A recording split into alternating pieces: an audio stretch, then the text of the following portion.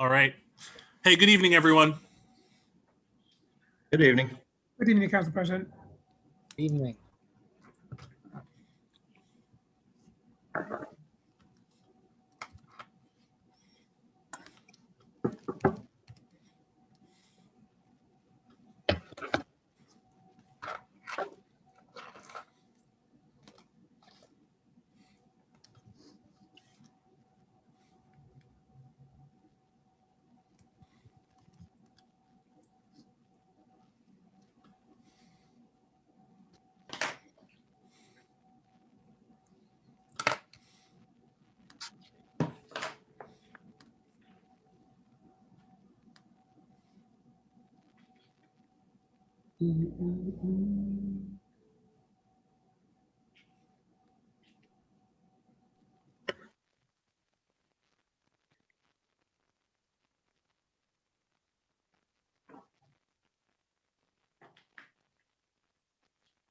All right. It seems to me that we are all present. So I'm going to go ahead and call to order this June 8th meeting of the Council of the City of Lancaster.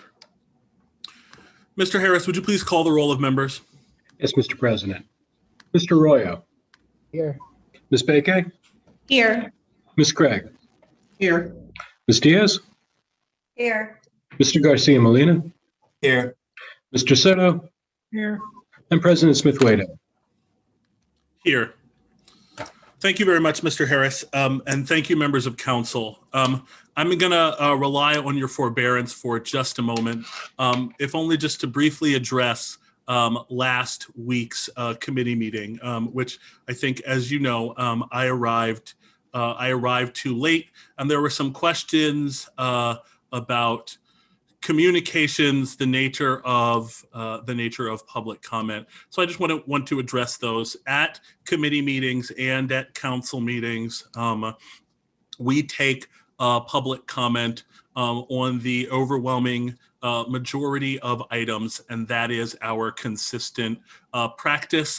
Where there's been an error in that, I'm asking you to trust that all the counselors are doing their best for each other and all of us, and recognize that that any errors made there were made in good faith. There is a lot to balance, trying to observe the many streams of communication. And as president of City Council, I am happy to absorb and entertain any and all concerns about public comment, because this is a council that I represent, and every single member of this council I have found to be hardworking, dedicated, fair, and someone who is really trying to do their best. And frankly, I won't tolerate suggestions otherwise. I simply don't agree that anybody here present is not doing their best. And that goes for both council and staff. There are absolutely places where we can and where we're going to get better. And I am committed to making sure that happens. But that can only happen with every member of the council and the city staff, every member of our boards, commissions, and authorities. So to reiterate, we do in fact and will continue to take public comment. You will note in this meeting that the chat feature is turned off. The primary concern there, and I've fielded many communications about this, is simply this. When someone communicates with a member of council and that member of council then responds to that chat during a public meeting, they have created a public record. If those aren't saved, we have then destroyed a public record in violation of relevant Pennsylvania laws. We will, however, continue to work on ways to make digital access and digital communication to members of council more better, because as was pointed out to me, it is in fact an accessibility issue, and we want to get better at that. I will not, however, ask each council member to be trying to manage the meeting and manage the chat at the same time. Hopefully we'll be able to effectively utilize staff and determine a process by which we can stay fair, accessible, and equitable to all of the ways in which people want and deserve to communicate with council. This is something that we are working on, and I've received a lot of good counsel on exactly that thing. When we do come back to in-person meetings, which you will hear an announcement about at some point soon, I predict we will maintain digital access to council meetings. That is also a matter of accessibility and equity, so you can expect that to be the case. I want to thank everybody for their forbearance and, frankly, for staying engaged with City Council and the goings-on in our city. Thank you, and I'll promise on your forbearance not to give a report at the end of this meeting, because I feel I've taken that time now. Now that I've done that, we move to the approval of the minutes for the May 25th, 2021 meeting of City Council. Mr. Harris, nope, I will hear a motion. Motion to approve. Second. All right, we have a motion and a second. Council comments.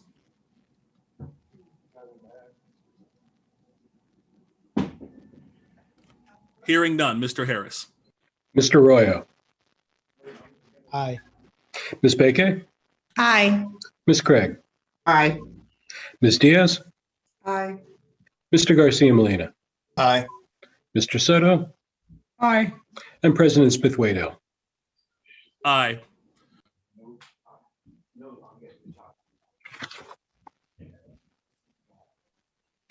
Sorry about that.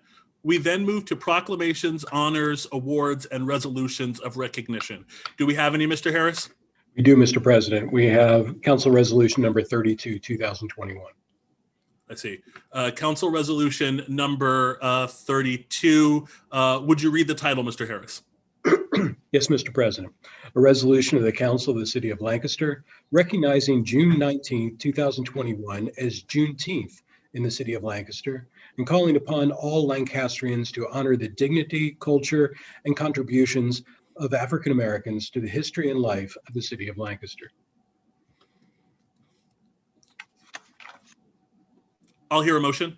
Motion to approve. Second. Okay, we have a motion and a second, several of them, I think. All right. Actually, I believe it was Councilor Arroyo who brought this forward. So, Councilor, please. Thank you, Council President. Yeah, we wanted to take the opportunity to recognize this, historic day in our history on June 19th that's coming up, and really celebrate the African American community here in Lancaster City, as well as in Lancaster County. We actually have a couple of guests with us today that I would like to welcome into the room, who would like to make a couple comments on the resolution. Mr. Josh Hunter and Mrs. Vanessa Filbert.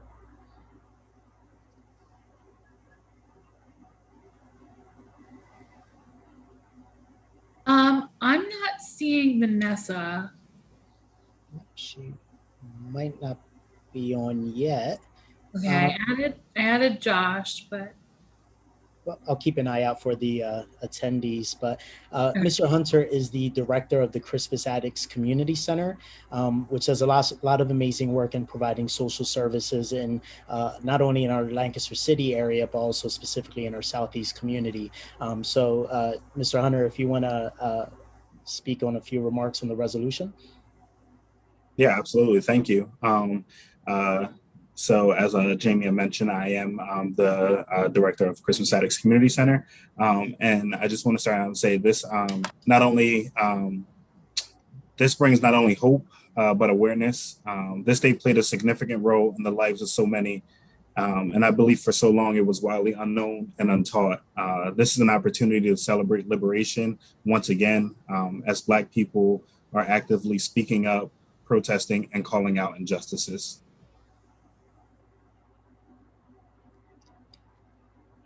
Thank you, Thank you, Mr. Mr. Hunter. And thank you for your work leading the Crispus Attucks Community Center. It's much appreciated by this council. Thank you. Great. I don't see Ms. Filbert in the room here, but the one thing I will add on in addition to this resolution, super excited for the city to be recognizing this important day, but we also want to challenge other organizations and other businesses across the Lancaster County to recognize this day, to make sure that we're honoring our Black brothers and sisters in our community. So that is all, Mr. President. Thank you. And I'll take a moment before we vote to just remind everyone that Juneteenth celebrates the end of slavery in Texas.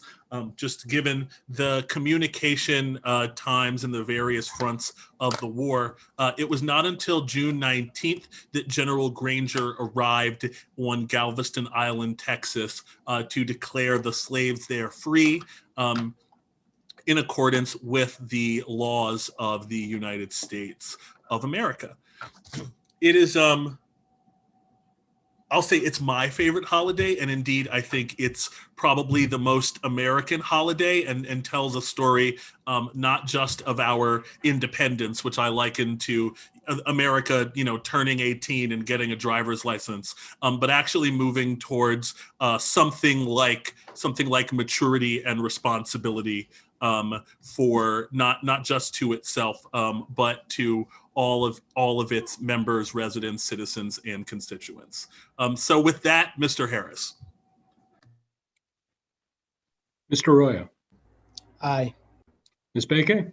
Aye. Ms. Craig. Aye. Ms. Diaz.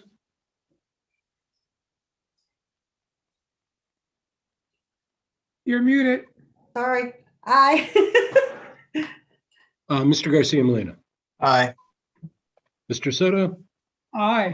And President Smith-Waddell. Aye. All right. Thank you again, Mr. Hunter, for being here. I'm sorry that Ms. Filbert couldn't join us, but we will just move right along. That brings us to heading 6, public comment. This public comment period is reserved for persons who have contacted the city clerk prior to the meeting to make a public comment. Public comments are restricted to 3 minutes in length. And as always, please start with your name and your block of residence. Do we have any, Mr. Harris? We do, Mr. President. Nelly Torres is here to comment. Please add Nelly Torres to the meeting.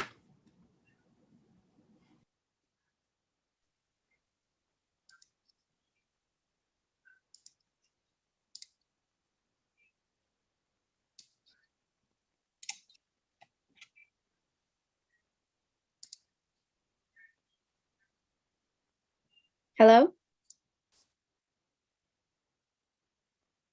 Can you hear me? Yes. Okay, great. Thank you.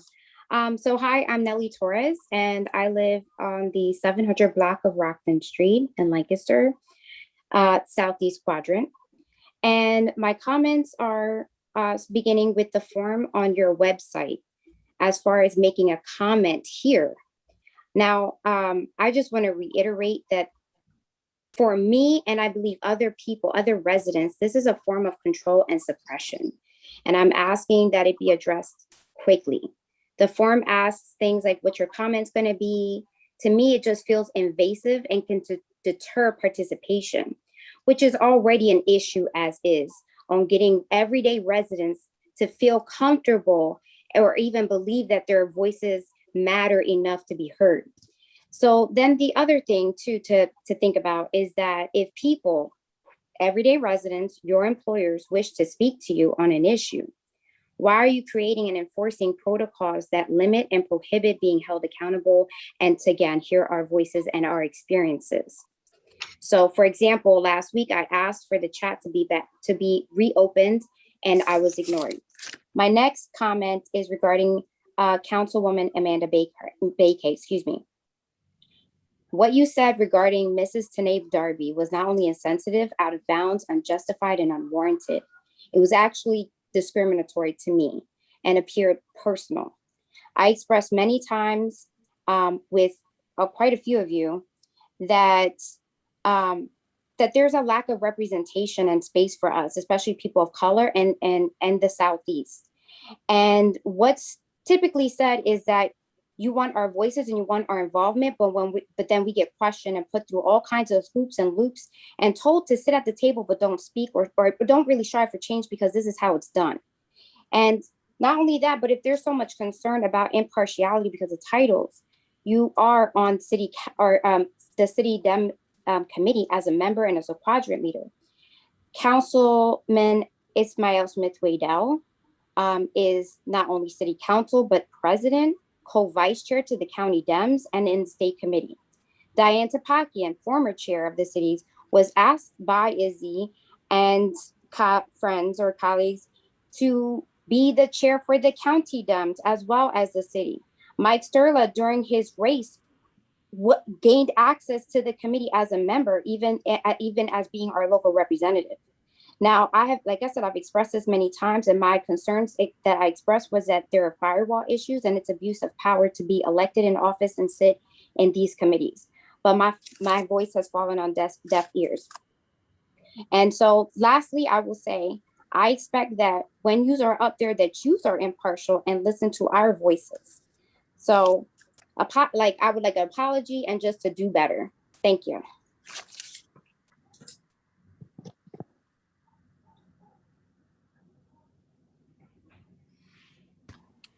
Mr. Harris, do we have any other public comments this evening?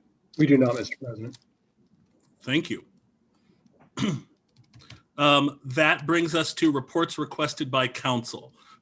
Do we have any, Mr. Harris? We do not, Mr. President. Thank you. That brings us to reports of committees of council meetings held on June 1st, 2021. We begin with Public Safety Committee, Councilor Garcia Molina. Thank you, Mr. President. The Public Safety Committee meeting did not take place. Thank you, Councilor Garcia Molina. That moves us to Public Works Committee, Councilor Soto. Thank you, Council President. The Public Works Committee did meet on Monday, the 1st. There was one item on the agenda, Administration Resolution 31, 2021, authorizing the administration to enter into a traffic signal management agreement with the Pennsylvania Department of Transportation. Would there be anybody here tonight to speak on this? Is Mr. Campbell available? Yes, I just added him in. Okay.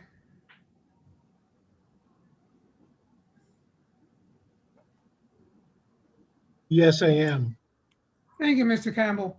There was one question that arose up that night on this resolution. Either I'm mistaken, or I believe this is a reauthorization of the agreement. It is a reauthorization, but it's to do it into perpetuity so that we don't have to read up it every year or every time there's a new request to make a change to a traffic light. It's instituting as an ongoing ability to do so, the ability to maintain the traffic signals, the traffic markings, et cetera, et cetera. Okay, and I just wanted to be clear on that because I believe this has come up in the past. I wasn't sure if this was going to be permanent or just reapproving it every so many years. Thank you, Mr. Campbell. Council President, that's all I have. Thank you, Councilor Soto. That then brings us to Economic Development. Councilor Arroyo. Thank you, Council President. The Economic Development Committee did meet last committee meeting. We discussed Administration Bill number 15/2021, which is amending the tattoo ordinance. We will be reading it for first reading later today, but we had the opportunity to hear from the City Health Officer, Kim Whistler, on the amendment around micropigmentation, and we also had guest Amit Corso, who is a local small business owner, as well as barber and cosmetologist, to speak on the procedure and the amendment. There will be a first reading of it later today, and that concludes our committee report. Thank you, Councilor Arroyo. That brings us to the Finance Committee. Councilor Bakay. Thank you, Council President. The Finance Committee did meet and we had one item on our agenda. It's going to come up later in this meeting. It's resolution number 30/2021. It's accepting a redevelopment capital assistance program grant. It's $2 million and it will help us complete our fire station project. We'll discuss that when it comes up in the agenda this evening. And that concludes my report. Thank you, Councilor Bakay. Community Planning, Councilor Craig. Thank you, Council President. Community Planning did meet. We had one item on the agenda, amending Act 537, official sewage facility plan for the city of Lancaster. And that will come up later on in our legislative agenda. Later on in the agenda. Thank you, Councilor Craig. Did you have anything else? No, that's it. I'm sorry. No problem. Personnel Committee, Councilor Diaz.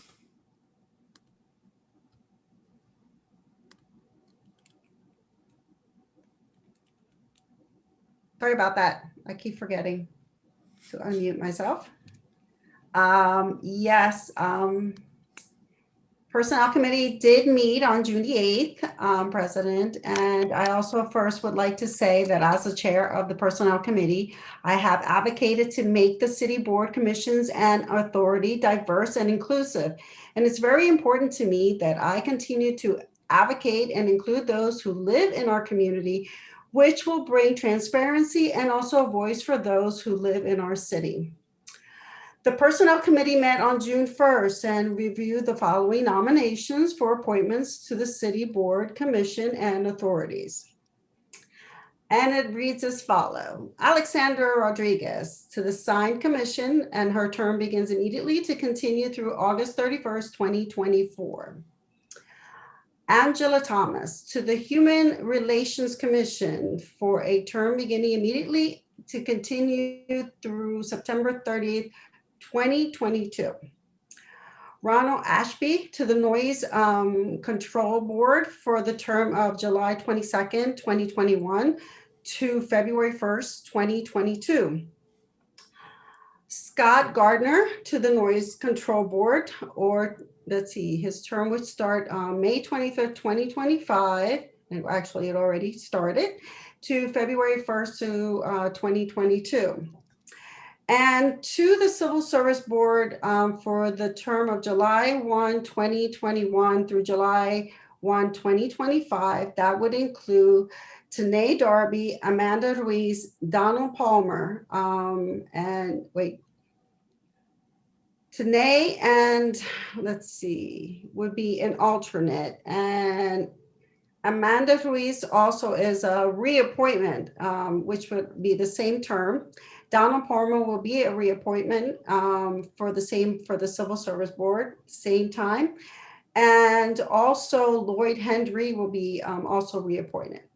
So I will make this a motion for these appointments to be approved as a whole. Second. Okay, there has been a motion and a second on the appointments. Council comments.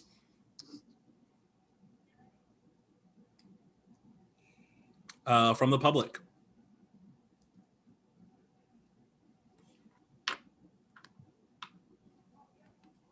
Please add Mr. Dastra to the meeting.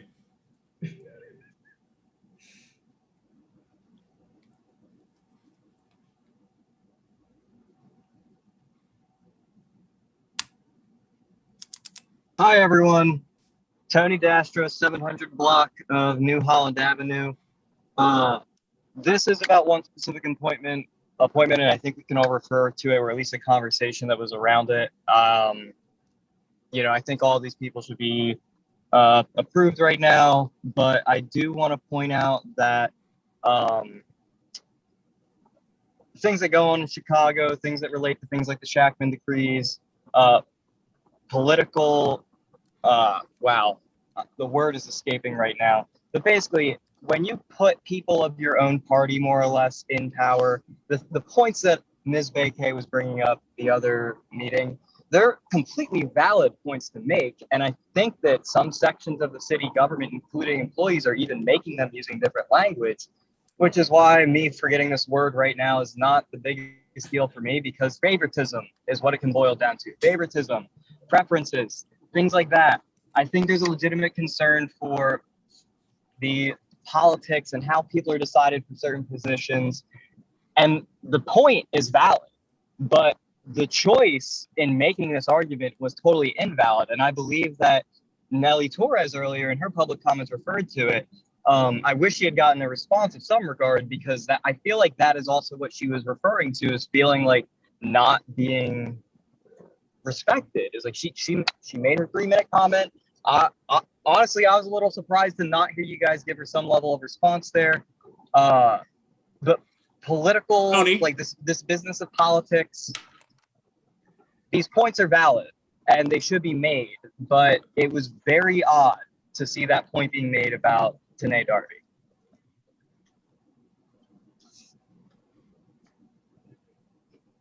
Thank you. You can have the rest of my time. Thank you, Mr. Dastra.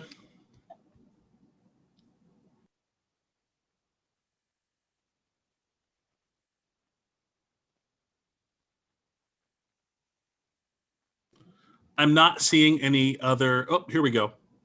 Nope. I saw a hand go up, but then it went down. I'm not sure. Oh, there we go. Okay. Okay. Yeah, Mr. Hudson. Okay.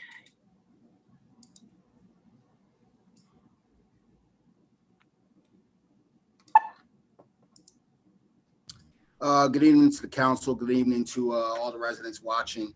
I kind of first want to go back to last week and the points that Ms. Torres and Mr. Dasher made in regards to Mrs. Darby's selection to be appointed this evening. And just want to remind the council and everybody watching at home that a vast majority of the folks in front of you claim some sort of political party. Everyone on the council is elected, and all of that is public record as to which public party they belong to. In being selected during that election process, that worry doesn't come up. And so it's my understanding that there were other issues at hand here. And for that to be the case is disheartening as a resident and kind of embarrassing as somebody who tries to work with the institution of government. So I agree that, those folks who, spoke up against those things last week should be given an apology, especially the fact that there were other things going on. And Mrs. Darby's integrity wasn't the real question there. And so when we start talking about transparency and accountability and all of those things that were mentioned at the beginning of this meeting, we need to keep in mind that it starts with ourselves first.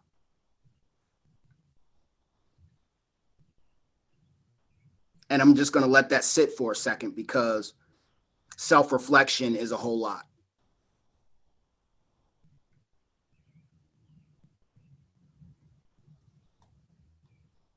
thank you guys for the opportunity this evening. And I would hope that in the future, we're making sure that we're thinking clearly, concisely, and equitably when we're talking about filling these committees, subcommittees, and looking to progress the city forward. Thank you.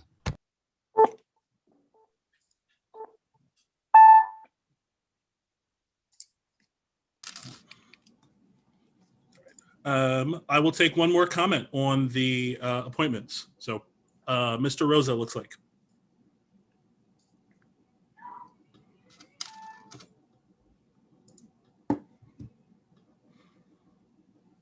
Can y'all hear me okay? Hello, Sammy Rosa, 400 block of Fremont Street. I'm just coming on here. I'm not even gonna need the whole 3 minutes of your time, but I'm just coming on here to basically support and back up my fellow community members in the sense of that I find it, again, completely hypocritical that the integrity of Tanae Darby was in question on all of your parts. And I also agree that the things that we have stated in the public comments last week, I feel like some stuff has not been met. And I do agree with my other community members that I think we deserve an apology. And as Nelly Torres said, do better. That's all.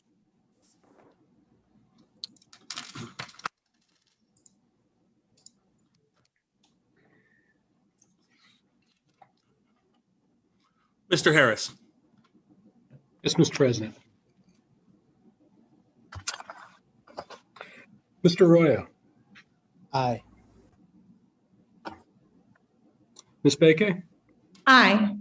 Ms. Craig. Aye. Ms. Diaz. Aye. Mr. Garcia Molina. Aye. Mr. Soto. Aye. And President Smith-Waddell. Aye. Thank you. That brings us, oh, I'm sorry. Councilor Diaz, did you have any items remaining in the Personnel Committee report? Oh, I am so sorry. No, Mr. President, that is all. That's what concludes our committee. Okay, thank you so much. That moves us to our legislative agenda, beginning with historic district items. Mr. Harris, please. Yes, Mr. President. Considering the following applications and recommendations from the Historical Architectural Review Board for improvements to properties within the historic district, and we have two this evening. Jean and Tana Shaw, owners of 213 North Concord Street, request installation of a new handrail on front entry steps. And John Christopher and Jane Horst, owners of 224 Lancaster Avenue, request installation of a new window sash and new window openings and enlargement of a two-story rear side addition. And both of those applications were recommended for approval by the Historical Architectural Review Board. Motion to Okay. Second. Okay, we have a motion and a second to approve the recommendations of the Historical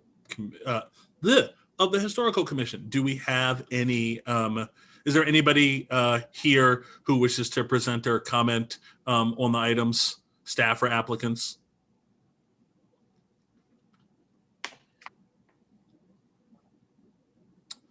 Are there any council comments?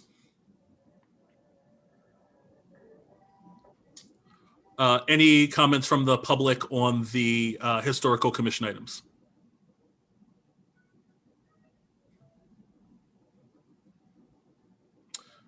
Oh, I see a hand. Please add C. Hill to the meeting. Okay.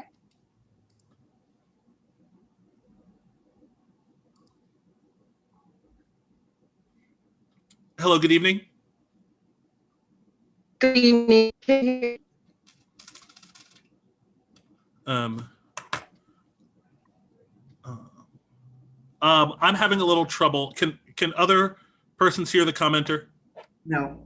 Can anyone hear me? It's very choppy. Is there somewhere? Give me 1 second and I'm going to try just, is it any better? You had it for a second there. If you were moving between two places, maybe right in the middle would be ideal.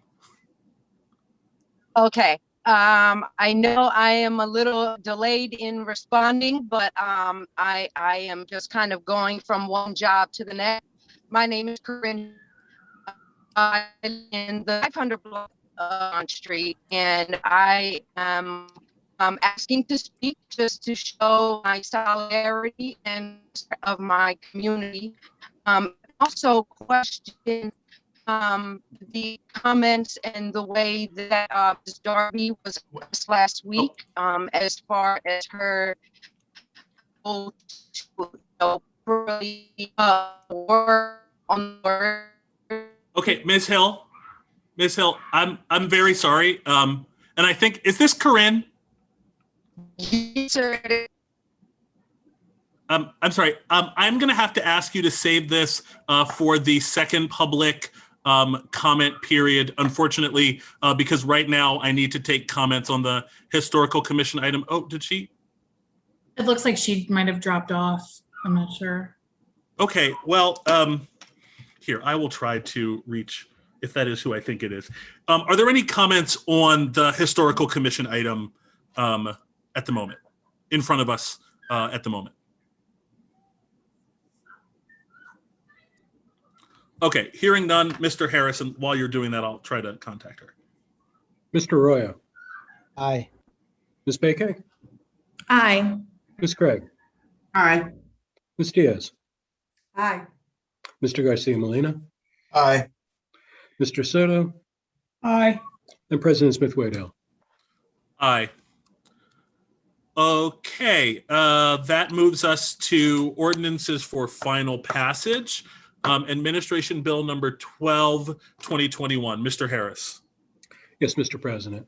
An ordinance of the City Council of the City of Lancaster, amending Section 67-5B of the Code of the City of Lancaster to remove the application of seniority points for promotions within the Police Bureau, amending Section 42-7G3 to remove the application of seniority points for promotion within the Fire Bureau, providing for the repeal of inconsistent ordinances, providing for the severability of the ordinance, and providing that the ordinance shall take effect in accordance with the laws of the Commonwealth of Pennsylvania. Motion to approve. Second. All right, we have a motion and a second. I am aware that there are a number of persons here representing staff and the bargaining unit. I think we are going to start, I'm sorry, with your forbearance, Councilor Garcia Molina. My apologies. This is your item. Thank you. That's okay, Mr. President. So before we get on to the individuals that are going to speak today, I wanted to kind of share with you all some insight. I think I put in about 30 hours at least into this ordinance. And so one of the things that I wanted to start this conversation is that it's a difficult one. So what stands before us really is a conversation about racial equity work and how do we do racial equity work, which as we all are engaging in these conversations, the way that I see it, it's a balance between being efficient and being intentional with taking action that should have been taken 5-10 years ago, right? And so one of the things for me with this ordinance is that what stands before us is this conversation about seniority points being a part of racial equity work and being built as part of the larger vision. When I looked into the data of promotions and how seniority points impacts that within the fire department from 2015 until current day, seniority points did not play a factor in promoting individuals. One of the things also to note for me that I have kind of some concerns about is this idea of favoritism within the department that has come up in conversations and within the data.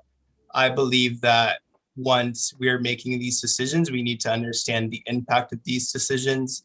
And so to me, the removal of seniority points, considering that the data hasn't shown is a racial equity effort, but that the data that we do have is that there is favoritism within the department. My worry is that that will further increase within the fire department.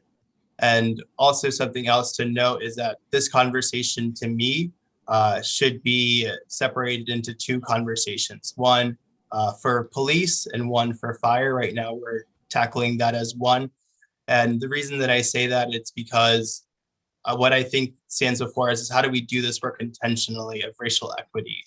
We explored a tier system for the fire department. And what I mean by that is, so we would keep seniority points, but because our mission really is to find the best candidates possible, the tier system, what it would have provided was the ability to also get points for education and certification. That idea is kind of scratched for a couple of different reasons. One being kind of the burden that it would put bureaucratically, but also that idea wasn't supported by the fire union. But the reason also that I want us to look at this conversation in two different kind of dimensions as police and one for fire is because I think the decision that stands for police is a completely different one than fire. So a fireman 10 years ago would be doing a similar job and responsibilities as the ones that are here today. Whereas I think when it comes to policing, the roles and responsibility of a police officer and the mentality and perspective of a police officer 10 years ago has shifted. I would say it even shifted 5 years ago, and it's shifted from 2 years ago till today about what we expect from our community and what policing looks like. And at the same time, when we are making decisions for racial equity, we need to look at what do we have at our hands and how much are we willing to risk for these efforts. And that's why, to me, making this decision when it comes to policing, considering everything that's at hand, we can make a decision that's less based off of evidence and more of our instinct and what is being kind of considered here. Is even if the data doesn't support that this is a racial equity effort, we should still continue to do this because of what it stands for in the larger vision. So I think that that mentality I'm fully behind when it comes to policing, but kind of struggle within fire. But I wanted to just give you that framework and kind of conversations that I've had over the past few weeks before we bring on what I believe is Jess, Chief Little, and Chief Bay. President, did you have a particular order that you wanted them to speak? Let's start with Jessica King, and then we'll hear from the chiefs. Please also add, I'm looking down the list here, please also add Sharon Allen Span to the meeting. Thank you, Council President. Thank you, Councilor Garcia Molina, for your efforts and your care on this matter. So I just wanted to say good evening, and I'll be speaking on behalf of the administration tonight as the mayor joins our graduating seniors at JP McCaskey tonight. And hopefully it looks like the rain has cleared, so hopefully they can carry through with a bit of a delay for their graduation. I'm joined tonight by Sharon Allen Span, Leadership Development and Diversity Manager for the city. And Chief Little, Chief Bay, and Patrick Hopkins are also available for questions. We're here proposing this change because of the challenges made by council and from members of the public in response to the death of George Floyd more than a year ago. The mayor made commitments to advance racial equity in the police bureau and in all departments across the city. We advanced this ordinance to remove the seniority points for promotion in our Department of Public Safety for both the bureaus of police and fire, because we believe it's consistent with the vision of building a stronger and more equitable Lancaster, and specifically the vision of building an equitable and inclusive workforce that better reflects the diversity of our city. As Sharon Allen Span shared with you in April in her council report, we're working to build a workforce that better reflects the city, and we still have a long way to go to get there. You may realize that the more senior ranks of both uniformed bureaus tend to lack diversity in both race and gender. And as you know, the chiefs and mayor are required to select a candidate for promotion from a list of 3 candidates who score the highest on oral and written exams. Creating lists of applicants for promotion in which added benefits are given to candidates with seniority points limits the ability of less senior, but perhaps more qualified candidates to move into these leadership positions. City ordinances have already established the minimum years of service and qualifications for the various promotional ranks. Accordingly, seniority and experience is already accounted for in the determination of whether a candidate is even eligible for promotion. The awarding of seniority points negatively impacts persons of color and other underrepresented individuals in the promotional process by increasing the chances that more senior non-minority candidates receive a higher cumulative score. It's important for you to remember that seniority points are not a matter of right. Promotion is not a matter of entitlement. We believe that eliminating seniority points will increase the opportunity for a more diverse pool of candidates to rightly advance within the promotional process. Council, ultimately, you know this decision is yours. We're bringing this to you because of our shared commitment with you to diversity, equity, and inclusion in the city of Lancaster. This is just one of multiple policies and practices we will be seeking to modify further toward that end, and we look forward to working with you to advance this. So I'd like to turn it over now to my colleague Sharon Allen Spann to share a little bit more from her perspective. Good evening, Council President, councilors, and members of the public. I appreciate the opportunity to be before you again this evening. Wanted to start by providing just a little context around that notion of favoritism that has arisen over the past few weeks. When we did a survey of our employees, there was a question that was posed to all employees in the city of Lancaster that said, promotions in my department go to those who deserve them the most, right? A statement made that all employees had the opportunity to respond to. Across the organization, not just in fire, our score was 28%. So the work around promotions is work that we all have to address. And so I offer that context so that we don't see it as simply a concern in our fire bureau, but one that we know organizationally that we will continue to look at. So I offer that as context this evening. Also, as background, one of the comments that we talked about was that the more senior ranks in the city's uniformed bureaus tend to lack diversity. So I just have a few pieces of data to share with you. So if we start in the police bureau, we have 139 active employees today. So caveat today. Of those active employees, 19 employees identify as Black, Hispanic, and/or Asian. So that's 13% of the police bureau.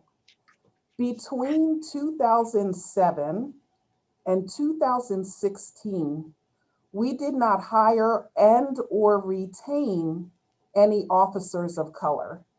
So when we talk about this, what happens with seniority, if you think about that window of time from 2007 to 2016, we won't even have officers who are eligible to be promoted. I'll give similar demographics for the Fire Bureau. We have 68 active employees today. And of course, you know that changes as retirements come up. But today, 68 active Fire Bureau employees, 15 of those employees, or 22% of those employees, identify as Black, Hispanic, and/or Asian. Interesting note, in the Fire Bureau, between 1994 and 2007, we did not hire and/or retain any firefighters of color. So from 94 to 2007. So imagine that break in time. Additionally, we had a break between 2007 and 2012. So our hiring in earnest, again, for firefighters of color and females did not pick up again until 2012. So I offer that as background when we think about seniority and who actually is eligible at any point to be promoted. Also, I'd like to add that when we award seniority points, there is a negative impact on our employees of color. Again, I just gave you the data that shows who's even eligible at the time. We also know that when we eliminate seniority points, it will assure that all candidates for promotion who meet the minimum qualifications for promotion are given an equal opportunity to be selected. Eliminating seniority points is not just good management practice, but it is also good human resources practice and is consistent with the city's desire for diversity, equity, and inclusion in the promotion process. So remember, we talked about before, our experience for our employees is not just in our recruitment, but also through the entire employee life cycle. And so we want to continue to look at diversity, equity, and inclusion in all of our practices throughout the life cycle of our employees. And then lastly, just to say that eliminating seniority points assures that the most qualified people are given positions of leadership where their abilities will have the direct impact on the safety and lives of our coworkers and city residents. And so I offer those things just as background in relationship to the work that we've all begun together. Thank you. And Jess, I believe I'll pass it back to you. Council, thank you, Sharon, very much for that context, and especially the historical pieces of data that really form our current realities that we're trying to respond to proactively. So Council, that's the extent of our comments for you tonight, but if you have questions for any of us on the call, as I said, both Chiefs Bay and Little are in attendance, and Sharon, Patrick, myself can answer questions as you like. Council President, should we ask questions now or should we wait till presentations are complete? Are there other presentations to be made on the matter from a staff perspective? Okay, staff does not have additional presentations. No, you may ask questions now. I do want to wait. You may ask questions now. As for any other presentations, Councilor Garcia Molina, are you aware of anyone else speaking who is staff as this remains your show, actually? No one from staff-wise, Mr. President. So, Jamie, you're more than welcome to ask your question. Thank you. I have a few questions, and Ms. King or Ms. Allenspan either can answer. You mentioned there was a challenge regarding hiring and retainment of police officers and firefighters. Do we know if there's a direct correlation between that challenge and our current process for promotion?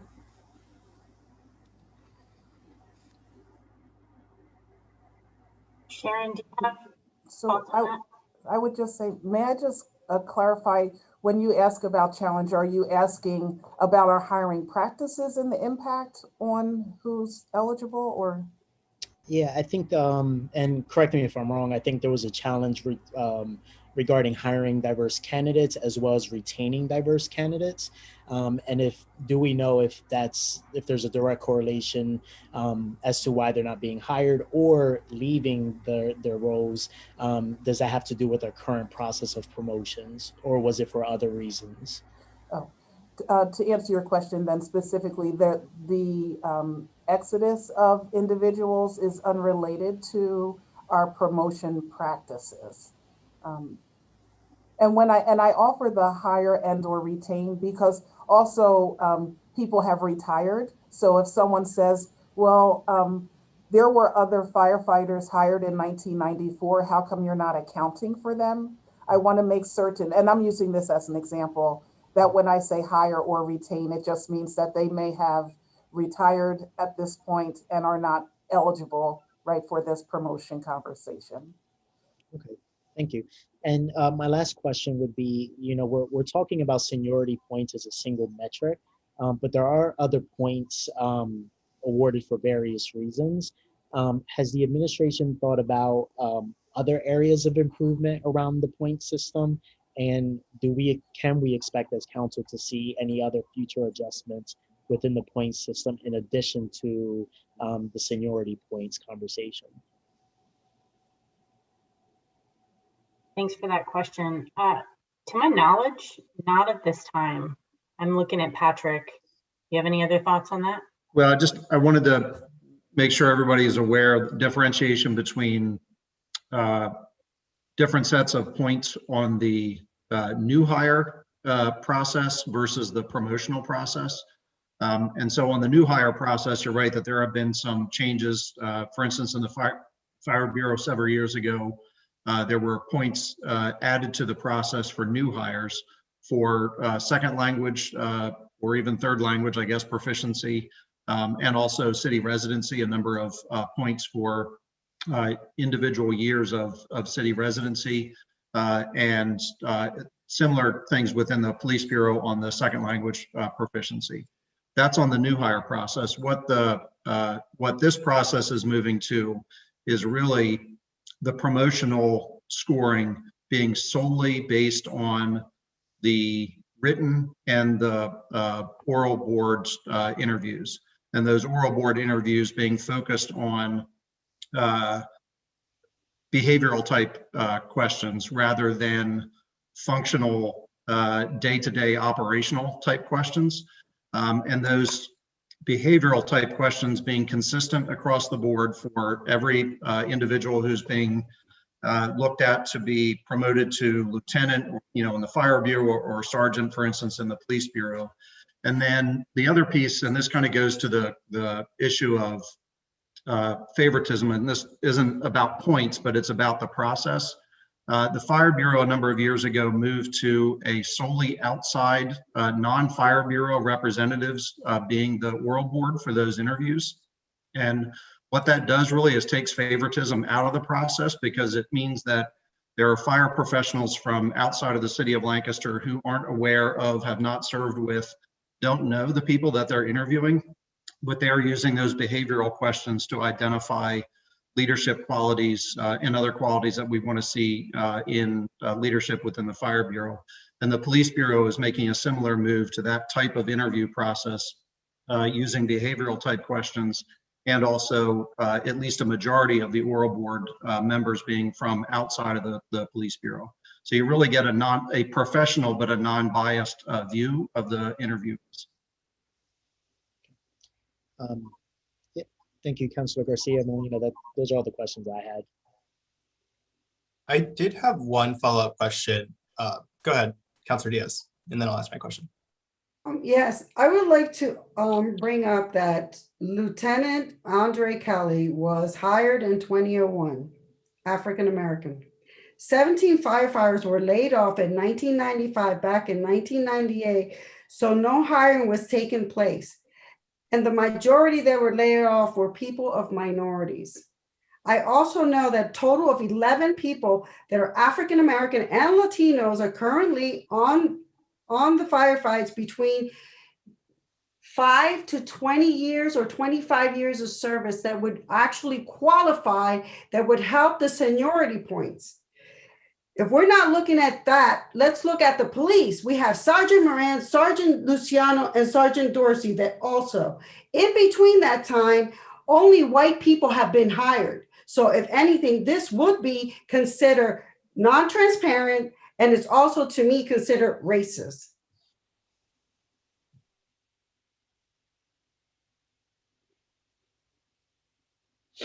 Sort of building off of that one.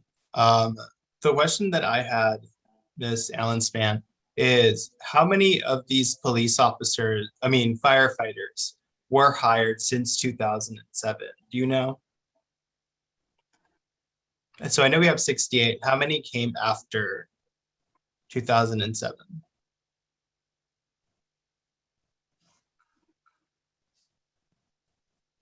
There are 9 who were hired between 2012 and January of 2020. Great. I really appreciate that. Thank you. You're welcome. Also, I participated in one of the feedback and workshops that Ms. Allenspan and Chief Little facilitated.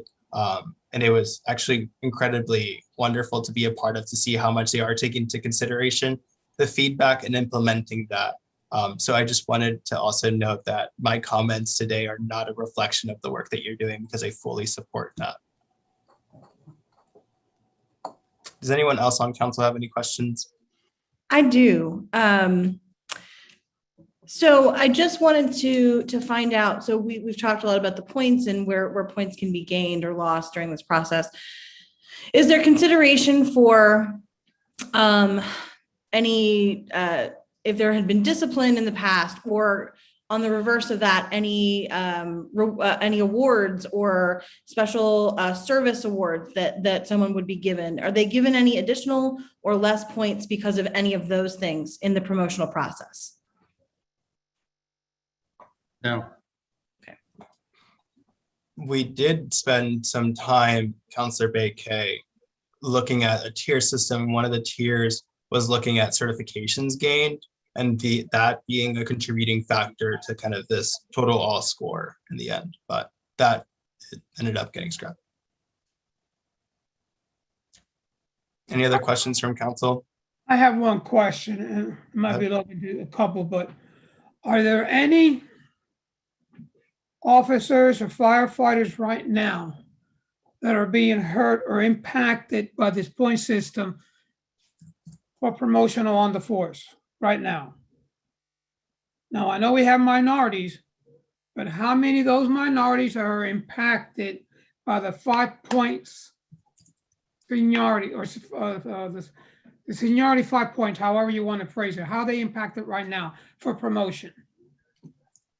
Do we feel that they are qualified for promotion, but they're being hindered by the 5 points? Or is this going to be all about new hires? Well, I'll take a stab at this, and this is a difficult question to answer, because I think some of this is invisible and not going to show up in the data. And I think it's something that Sharon referenced a little bit in her comments, that if you are if you have met the minimum threshold of time in service in a particular level, either within the police bureau or the fire bureau, and you're thinking about taking the promotional exam, but you also know that there are 5 or 10 or 12 people ahead of you who are in the same rank as you. They're ahead of you in terms of seniority. You know, and again, this is anecdotal, right? But you know that you have that number of people who are more senior than you ahead of you. We know anecdotally, and having talked to some individuals, and I've been with the city this time around for 15 years. We know that there are times when people simply do not take the exam because they know that I'm 12th or 15th in seniority. I'm going to lose on points. No matter how well I do on the exam and how well I do on the promotional interview, I'm going to lose out because of the seniority points. And that's one of the things that is it's an invisible data piece, because we can't tell you exactly what that number is, but we know that that exists. And that's part of what we're trying to eliminate through this process, is any barrier for younger, diverse backgrounds, whether that is racial or any other background, but an individual who shows leadership qualities. And we want those people to be taking the exam and going through the oral board interview process. And that process being agnostic of simply their years of service. Because as Jess said in her opening comments, being with the city for X number of years does not necessarily mean that you have leadership qualities that will move you up the ranks within the police bureau or fire bureau. And vice versa, you could have a low number of years of service and have absolutely fantastic leadership qualities and feel that you're blocked on your way up because of those who have more seniority in front of you. So that's really the situation that we're trying to deal with this change. Thank you, Patrick. You've answered my questions. I don't need to have a follow-up. Councillor Xavier, if I may ask a question. Of course. That I know of right now, we have 3 Latinos that have been in the fire department for between 5, I think it's 6, 15, and I don't know if it's another 20 year. They qualified, they are taking the exam, and by taking this away, you're eliminating possibly 1 or 2 of those Latinos that qualify, that have impeccable background, and this is just going to hinder them. So when it comes to diversity, I think we should think. You became muted at the end, Counselor Diaz, but I think you understood what I was saying, that we need to make sure that we continue protecting those that are minorities if we're going to be talking about diversity. And these gentlemen deserve to keep those points in order for them to get the process done by taking the tests that they need to take. thank you. Patrick, I'm Amber? not sure if there's anything you want to say in response to that. It just strikes me that, and I don't know what data Councilor Diaz is looking at, but I don't know if it's holistic in nature and taking into account that if there are the individuals she's talking about, there may easily be other candidates with higher seniority ahead of them that's actually blocking their chances. That's what we're talking about. That we're trying to level a playing field so that they're not getting blocked by other seniority points. I think I do have the correct information that I received from the professional firefighters. I'm not saying it's not correct. I'm saying I don't know if you have the whole scope. Do you know the others that are also in promotional ranks above the individuals you're talking about? That's the question. They are not Latinos. They are not above them. Those are the ones that are currently going to take the test. So, just if I may, so what I'm hearing here is, and then perhaps Patrick, you can speak to this, is that even if they were to be 5 individuals that were available and able to take this test, and 3 of them, well, 2 of them were people of color and 3 were white individuals that happened to be in the department longer. Even though out of 5, 2 of those individuals would be qualified to take the test, they wouldn't make it to the top 3 slots to be considered for the position. Am I understanding that to be correct? Well, that's at least the potential, right? With the seniority points added, depending on how they do on the written and the oral exam. And one of the only other thing I'd add here to this part of the conversation anyway is that while I understand the idea of focusing on the people who are right now in current levels, years of service, individual ranks within the Police Bureau and the Fire Bureau, we're looking at this as a systemic change throughout the Department of Public Safety within police and fire for the long term. So yes, there are people who may be impacted one way, favorably or unfavorably, with a change right now. But if we don't make change right now, we cannot change some of the systemic work that you identified earlier on in your comments, Councilor Garcia Molina, for the long term. And this is really what we're talking about, is the long term. There is an immediate impact, but there's a long-term impact. And we think philosophically that removing the seniority points removes a potential barrier for younger, not younger, less senior individuals who are identified as having leadership capabilities that will help to move both the Police Bureau and the Fire Bureau forward. And that's what we're trying to get to, is long-term change. I hear this commitment to racial equity and to wanting to institutionalize policies and processes that align with that vision. I think the pushback from some of us on our end is it's that challenge, right? Of like, we're looking at that in the long term, but if the impact is not immediate, can we slow down the process and be intentional to really look through and take some of Councilor Diaz's point and see how do those people of color really match up in comparison to the others? So that's why, to me, this is a really complicated issue, even though it's just seniority points. Yeah, agreed. It is a complicated issue. I would have a concern, I think, with reviewing the current staffing, various levels of seniority, and trying to design a system that either impacts that may impact one individual or a group of individuals right now with a particular change, because then we're changing an ordinance based on what the impact on current staff is. And I don't think that's not good human resources practice either. The idea again here is really to look at long-term, and you don't get to long-term change without making something happen now. And that's why we're before you. I appreciate that. Amber, would you do me a favor in inviting in Fire Officer Stone for me, Union President? All right, he's on his way in. Thank you. Councilor Garcia Molina. Yes, please. Yeah, before if I may, before Firefighter Stone speaks, I will just sort of second the notion that this has been really complicated for me, and it's one that that I have thought and fretted about a lot, because the goal of increasing diversity in our police and fire services is, and indeed across the board in the city, is near the top of my priority list. So I think I'll second you in saying that I think that this council recognizes this as a goal.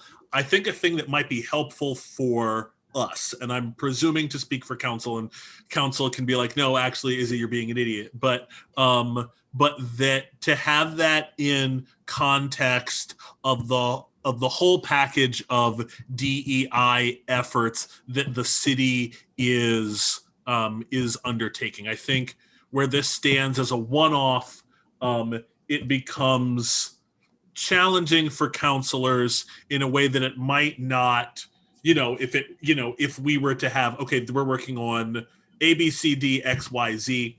These are the 6 things we're working on, and this is where it fits into the process. Because I think, I'll say this just in general, like I have a general frustration with a lot of things. I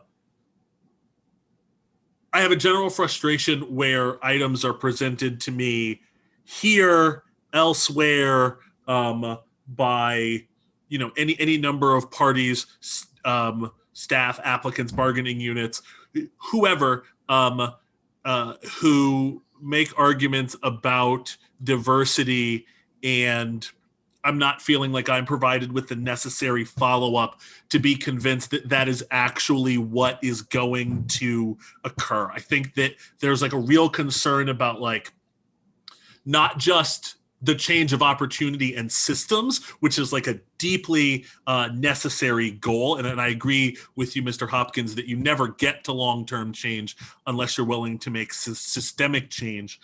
But knowing what other material changes will occur, to make sure that if this does create an opportunity for more promotions of women and people of color, that those opportunities, for example, will indeed be taken. And I know I jumped in right ahead of a Firefighter Stone, but I wanted to make sure that I said that before we got lost in other stuff. So thank you for giving me that opportunity.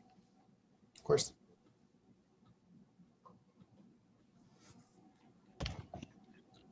Floor is yours.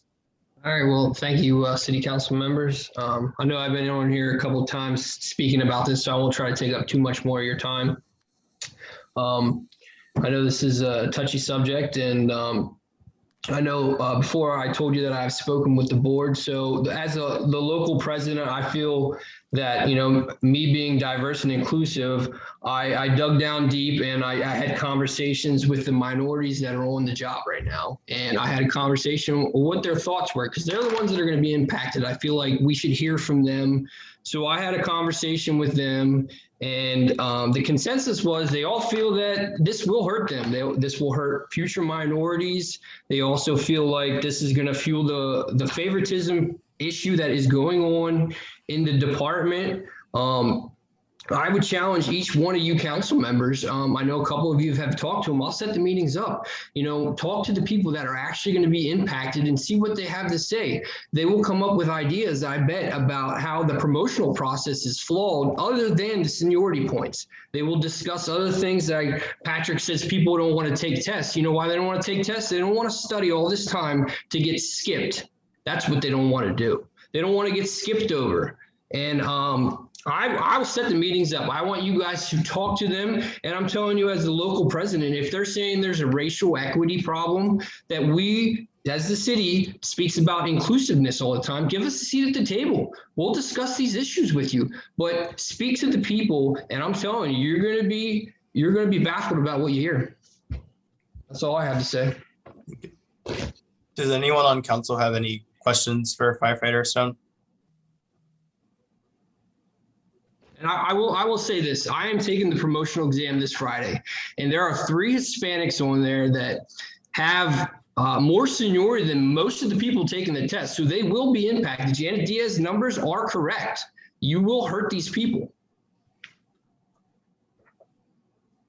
Okay. All right. Councilor Garcia Molina, may I ask another question? Of course. This is, and maybe this is one for Mr. Harris.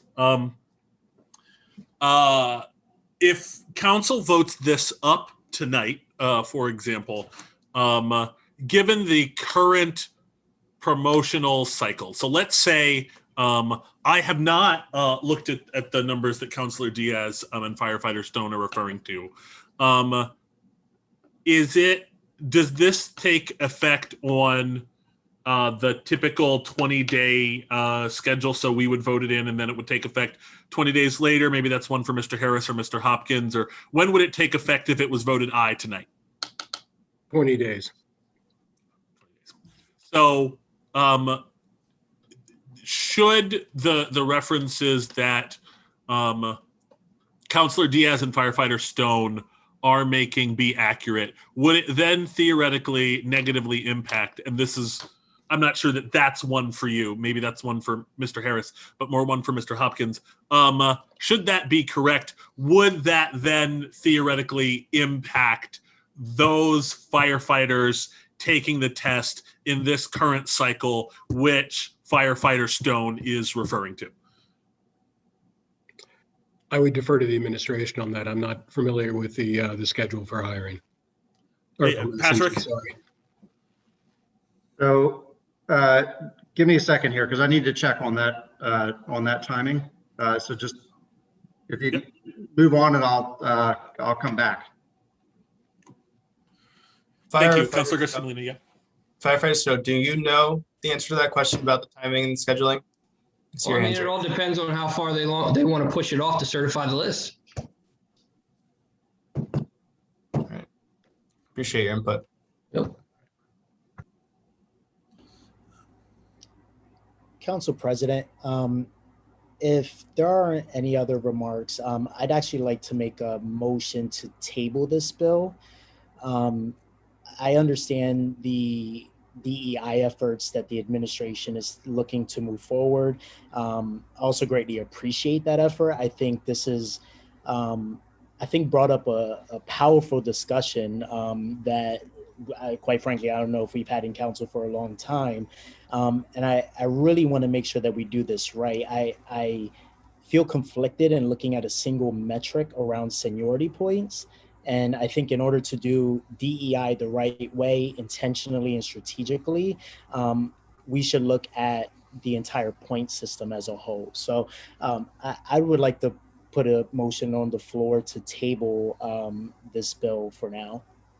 Seconded. Councilor Arroyo, Councilor Diaz, I think the one thing I would ask is that you be, I just need you to be specific on when you would be tabling the item until. Well, that's a good question.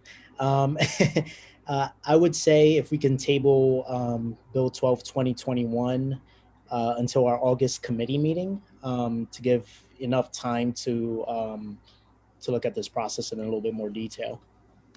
So just for my clarity, so you would propose we table this to 8/2/2021. I'm actually not sure that we can table it back to a committee meeting because it's come out of committee. And correct me if I'm incorrect, but I think you would need to table it to either 8/10/2021 or either the first actual council meeting of August or the second council meeting of July.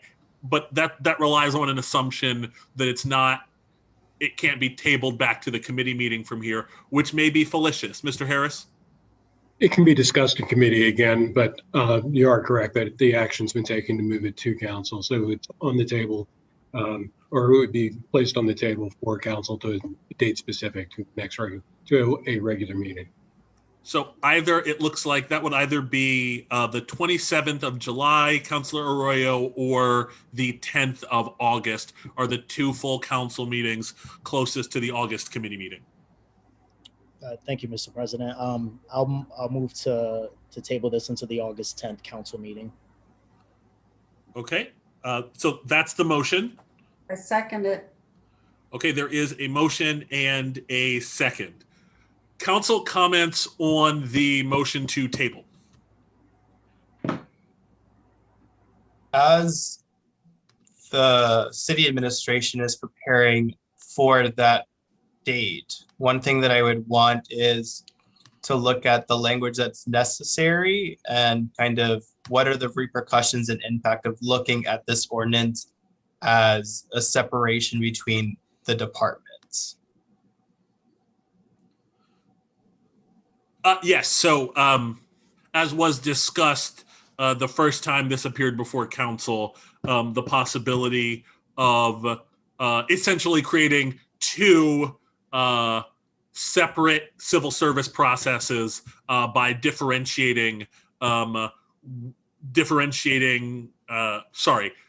essentially, so having this take effect for one of the two public safety departments, but not the other, essentially creating two separate civil service processes. Correct. Because one of the things that we also came up against looking at this tier system is that the tier system could not be applicable to police. So if we're looking at a more comprehensive way, we would need to look at this separately. Okay. That, yeah, hold on, sorry. Yeah, thank you, Counselor.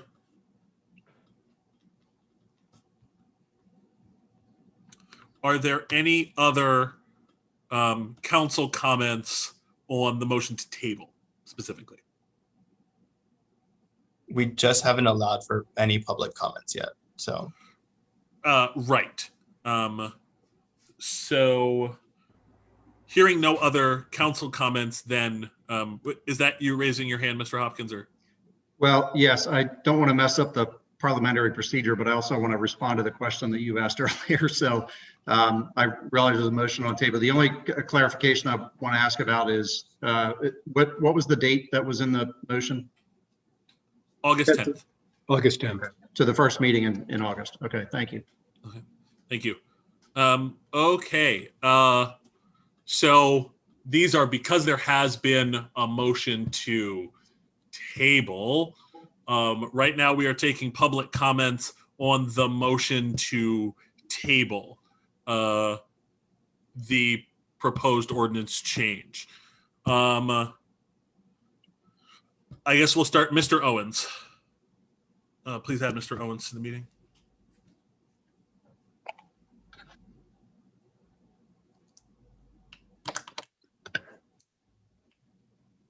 Good evening. Good evening, Detective Owens. Is this a comment pertinent to the motion to table specifically? It kind of encompasses everything. The one thing that I haven't heard discussed is public safety. And I think that's something that we need to take into consideration here.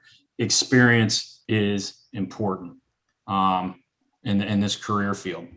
I think that's an issue here. There are ways to determine senior officers or senior firefighters that haven't done things to improve themselves throughout their career that are already in place between the oral interview, the rule of three.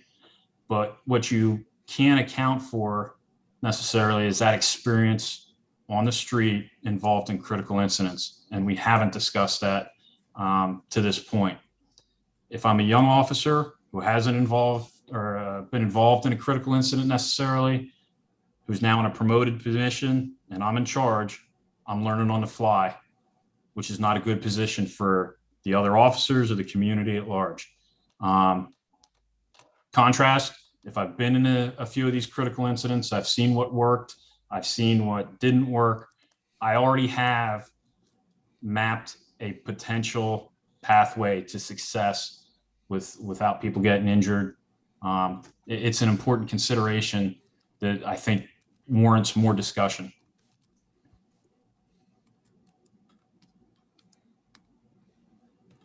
Thank you, Detective Owens. I'm sorry, was that the end of your comment? I don't want to cut you off. Yes. All right, thank you. All right. Please add J. Dion Clark to the meeting.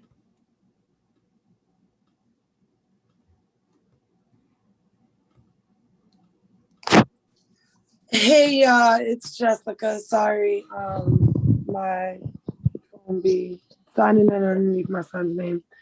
But I wanted to say I agree with the tabling decision, and I would hope that the committee would be going over to see why these officers and these firefighters haven't been promoted as of yet. From what I was listening and heard, it's 11 officers that are minority and would be overlooked after spending between 15 to 5 years serving in these departments. I would say that I agree with what the detective had said when it came to experience when it comes to certain things, and especially in crisis situations. I don't believe that it would be judged properly, because if you figure privilege puts you in a position where you would be better for promotions in a year or two, you could get some guy who learned everything off textbooks and knows nothing on these streets trying to fight fires and protect us when our parks are being shot up. And I think that is something that shouldn't be overlooked either. But then at the same time, I was curious because everybody did keep throwing around the word diversity and inclusion, and nobody said what's not diverse or inclusive about the process right now that they're trying to change, or what's not diverse, or what's going to make this so diverse and inclusive, whatever's the new situation. Yeah, and I also wanted to date back a little bit real quick and say I don't agree with the way Tanae Darby was treated, and I do feel like she belongs on that board or that committee, so to speak. Jessica? Yeah. Yeah, sorry, I've got to isolate comments to this particular item. Thank you. No problem, sir. I appreciate you, but that's pretty much it and all I had to say on that. All right, I appreciate it, Jessica. Thank you. No problem.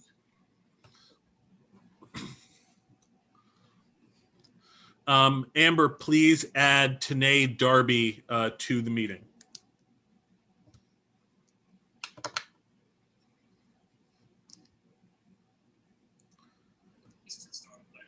Good evening, Tanae. Good evening, counselors.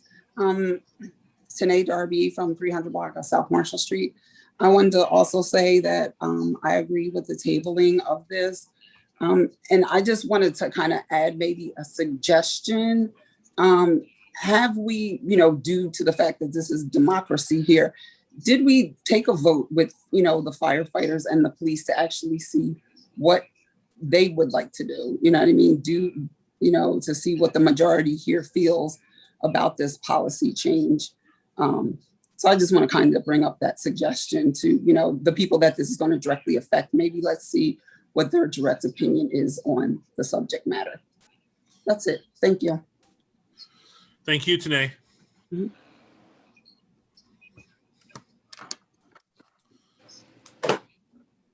I believe, though I do not recall, there had previously been reference made to a survey of one of the bargaining units, but I cannot remember, forgive me, the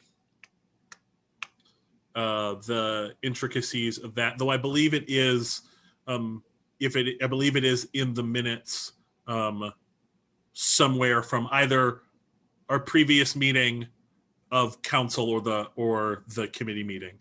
Does anybody have that off the top of their head?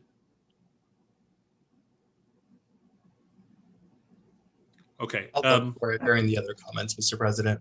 I believe, Councilor Baker? I believe the information was given to us by firefighter Stone about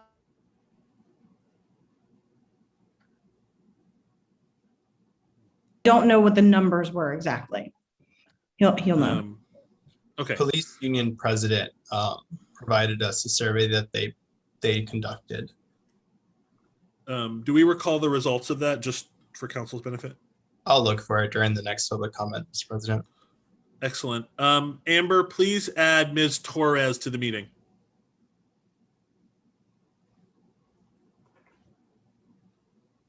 Hello. Hello. Okay, hi. So I just want to say that Councilor Garcia Molina and Councilor Janet Diaz, as well as Sharon Allen Span, I want to thank them for really talking about this and addressing, informing the public, because I think a lot of us feel that, sense that it's something else to provide the actual evidence that supports these things is so important. I think that, when Councilor Garcia Molina started speaking, my mind immediately went to racial equity. So I'm so glad that this is being discussed. And I just want to note that typically missions, purposes, and legal rights addresses discrimination, right? And a lot of structures, behaviors of any discrimination of any kind not only needs to be addressed, but dismantled.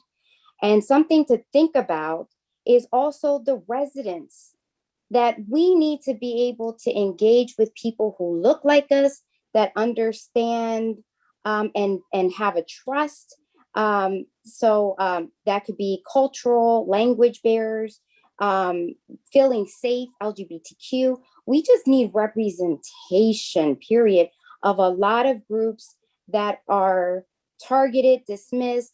And it makes me think of like, don't ask, don't tell, and things like that, and what happens behind, behind the scenes that most public don't see.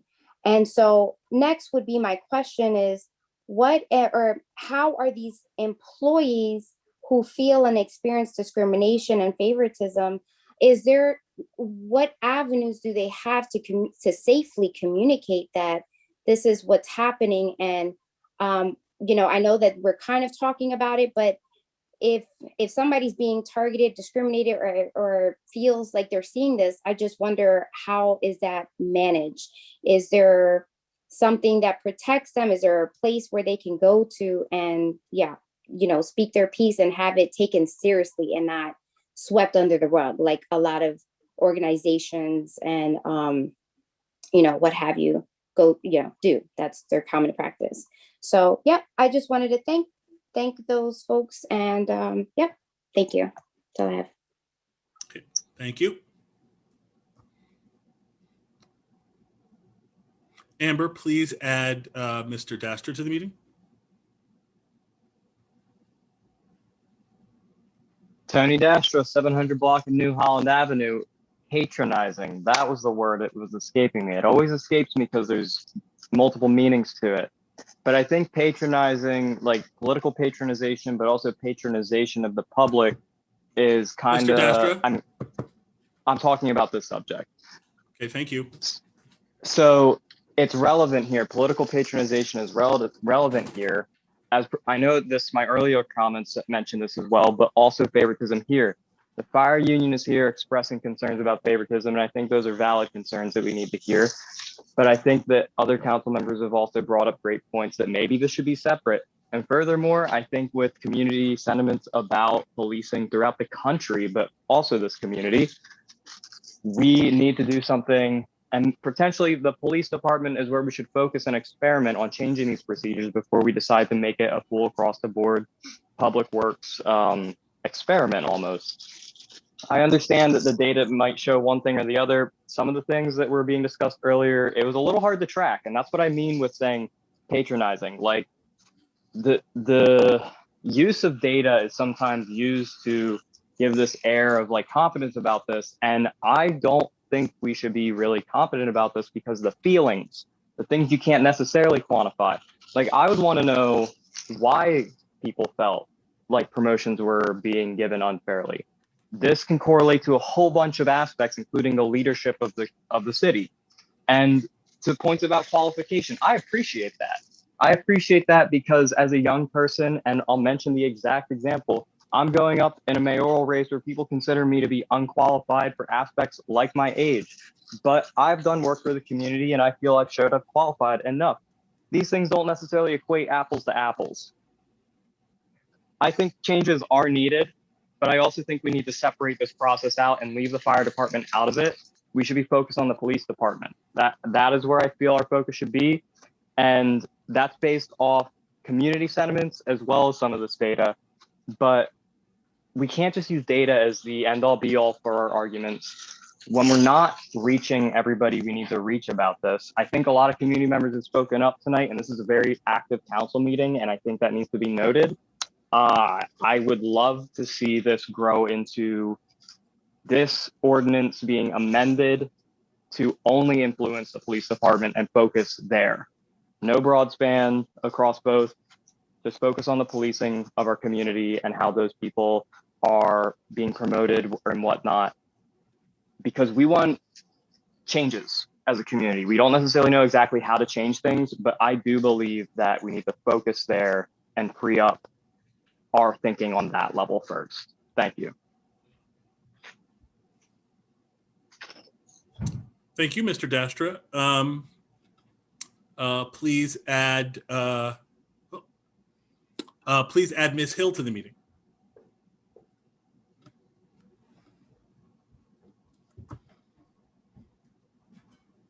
Hello.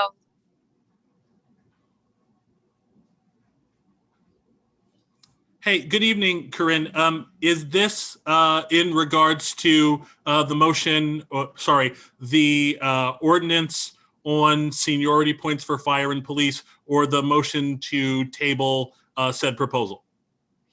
I think I'd like to kind of touch base on both of those. I know we were cut off earlier, but I do support the motion to table this.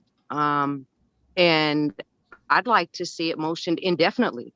I think that as we have newer active members in our community like myself, I just need to say that I'm disappointed that something that is being brought to the table like this and not being, the word not gotten out to our community members, but with just in the last week. So that didn't give us much time to really research, what was going on and really read into this proposal. And I think that as we are moving forward, that this should definitely stay separate from the police department.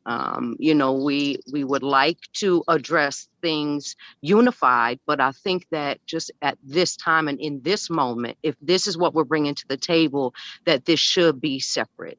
Like I said, I'm disappointed that our community members, whether it would be the SOWE community page, each quadrant of Lancaster, everybody has a social media page, but no one has posted about this to really get our community involved. And I think that if this is something being proposed that is affecting people that represent our community, have the experience in our community, that we should not be taking that away. And foremost, we should be listening to them.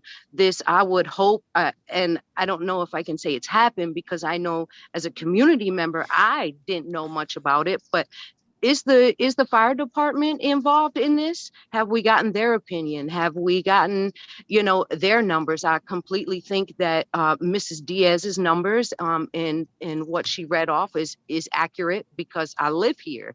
I have been a lifelong resident here. So I can visually see what would support those numbers, and what is being proposed, I think, is just suppressing our city, the members that represent our city. And from what I'm hearing, people of our community that are qualified.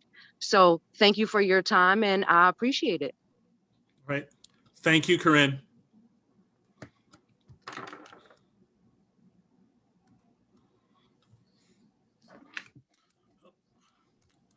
please add the other Mr. Dasher to the meeting.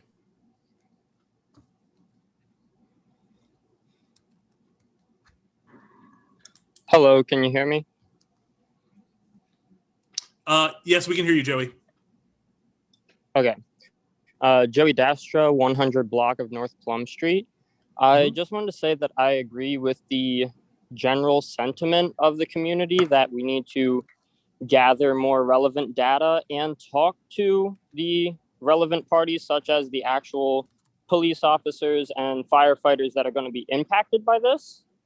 But my general point is just going back to this idea that this is a complicated issue. And so I feel that it's best that we might have to have a complicated solution. I don't know if an up or down, keep or get rid of seniority points is the correct answer. And I hope that's why you're motioning to table the discussion. So maybe that could in itself be amended. You know, a possible solution is maybe just change how much we weigh those points when it comes to promotions. You know, I don't know exactly how it works, but if 1 year of service equates to 1 point, then maybe 1 year of service going forward would only equate to half a point. I think that that's a general compromise that should be looked into, or other tier systems that have been discussed. I don't necessarily think that this has to be a yes or a no issue. And that's all I wanted to say. Thank you. Mr. President, I have a question. Councilor Garcia Molina, yes. This might be for you, Bernie, but how much wiggle room, so to speak, do we have in amending an ordinance? So the ordinance that stands before us is to take away or to keep, right? So, and now we're talking about looking at it more from a holistic perspective. So if this ordinance were to come before us again, how much could we amend it to say we're going to create a tier system, or we want to do this with points and not do this with points? Or when does it become a new ordinance? Short answer to that is I don't know. That's fair enough. I don't either. I would actually defer to the solicitor on that. At what point we can amend, and at what point it becomes a whole new ordinance. I think we have broad ability to amend, but rather than starting, so we might want to do that rather than starting from scratch. But I mean, if it changes the substance of the ordinance, then I think then we're talking about a new ordinance. But again, I would defer. I appreciate that. Go ahead, Hopkins. Mr. Hopkins. Thank you. I, as that discussion was going on, I kind of figured out a way to answer your question, President Smith-Waddell, and also stay within the confines of the motion that we're dealing with. So you had a question about whether or not this change, if it were, let's say this ordinance were adopted tonight, would it impact the promotional process and points for Firefighter Stone mentioned that there's a promotional process is upcoming very soon within the Fire Bureau. And it really depends on whether or not the 20 days after adoption of the ordinance falls within the time period prior to the Civil Service Commission certifying the list of those who are eligible for promotions within the Fire Bureau. So it depends, but it could impact the current round or it might not. But in that answering that question, I wanted to offer a suggestion. If I think Councilor Arroyo's concept here of tabling may be because of that issue that Firefighter Stone brought up about, does this impact the current sort of round of promotions? And the suggestion that I would make is council does have the ability to have the effective date of the ordinance be later, right? It can't be any earlier than 20 days, but city council could make a decision to adopt this ordinance, but with an effective date that would guarantee that it's past the current firefighter promotional process. And that way, everybody, whether it's in the police bureau or the fire bureau, is operating under the same set of rules and understanding as they're studying for the promotional exams, because that's a big part of that process is police officers and firefighters knowing, what to study, and also what the rules of the game will be. And so if council would make a decision to move forward, whether that's tonight or at the August 10th meeting, with adoption, but simply put a later effective date, and we could talk about what that effective date ought to be to make sure that it's beyond the current promotional process. It would, in my view anyway, add the benefit of that long-term systemic change without having an immediate short-term impact on anybody that might be looking at taking the promotional exams right now. Thank you, Mr. Hopkins. Councilor Soto. Thank you, Council President. I'm not sure who may or may not answer this for me, but 5 points for seniority, is this part of a bargaining unit agreement? No, and it's not, and it's not part of it is not part of an item that has to be negotiated. It is in, the administration and city council's hands in terms of making that ordinance change. And so, while there's obviously discussion here with the union presidents and the folks that they represent, it is not a negotiable item. So that being said, when did the 5 point seniority thing come into effect? Was it part of another ordinance, another bill? It was. Well, it would have been part of an ordinance, and I'm not sure when the current structure was set in place, but I believe decades ago that would have been set in place by City Council at that time. Decades ago. So what I'm hearing is we're ready for a change. So let's make the hard decision and get it over and done with, instead of prolonging this discussion for another 2 or 3 council meetings. I mean, it's in our preview to adjust an ordinance. The administrations have come to council with that preview. I know there's a lot of people who disagree with what or might not go, but why prolong this? It's either voting it up or voting it down. Why drag it on? That's my concern here. And I guess that's my opinion that I have to share. If I may, Councilor Garcia Molina.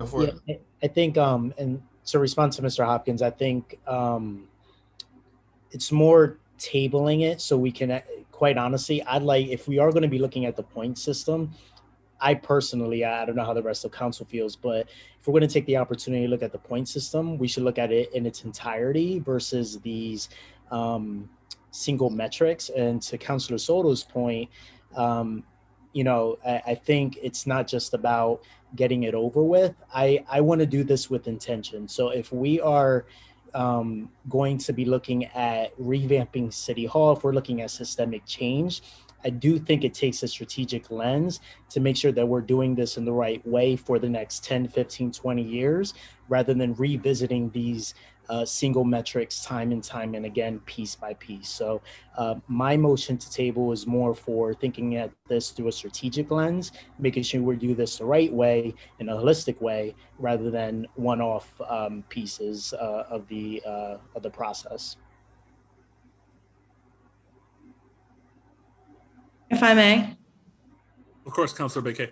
I would agree with Councilor Arroyo. I think that allowing us to have this discussion and talk about the proposed ordinance on the table and make changes if we can in a strategic way, and have another discussion at committee and come to committee maybe with with questions that we have, with concerns from the community, with concerns from the police and fire bureaus, and then decide what we can change. It is the right way to go. I would hate for this to die and then for us to not be able to continue this discussion. So tabling this tonight allows us to continue that discussion. Mr. President, if I may, this is more because what I really appreciate about tonight, it's that we're having a conversation trying to figure out, like, how do we as a collective make a decision that is going to make an impact in so many ways. And trying to bridge what Councilor Arroyo and Councilor Bakay and Councilor Soto is saying, what would it look like for this to transition as an ordinance to more of a, because I think I'm hearing more of like a report requested by council, right? So we're asking to take like a holistic look at promotions within public safety and how that plays a part within our mission on diversity and equity. So what are your thoughts, if I can just be so frank to ask, like, of this being a vote today and transitioning to that conversational piece? Because what I think it's going to end up happening anyways down the line is, based off of that report and that conversation, we're going to have a whole new ordinance. What's the specific question again, Councilor Garcia Molina? What's the difference between tabling this, like Councilor Soto is saying, to have further discussion versus this having a vote tonight and transitioning it to a report requested by council that could then later influence an ordinance? Can't do that. Well, I think that it presumes that it be that, that presumes that council renders a no vote on the item, I think, and that another ordinance comes back. But ultimately, and just to make sure I understand what you're saying, if there's a vote on it, right. So if there's a vote on it and it gets voted up, it becomes law. And of course, we always have another, have as many swings as at the city code as we want, for better or worse. Jesus Christ. Fire officer. Yes, Firefighter Stone? You're not muted.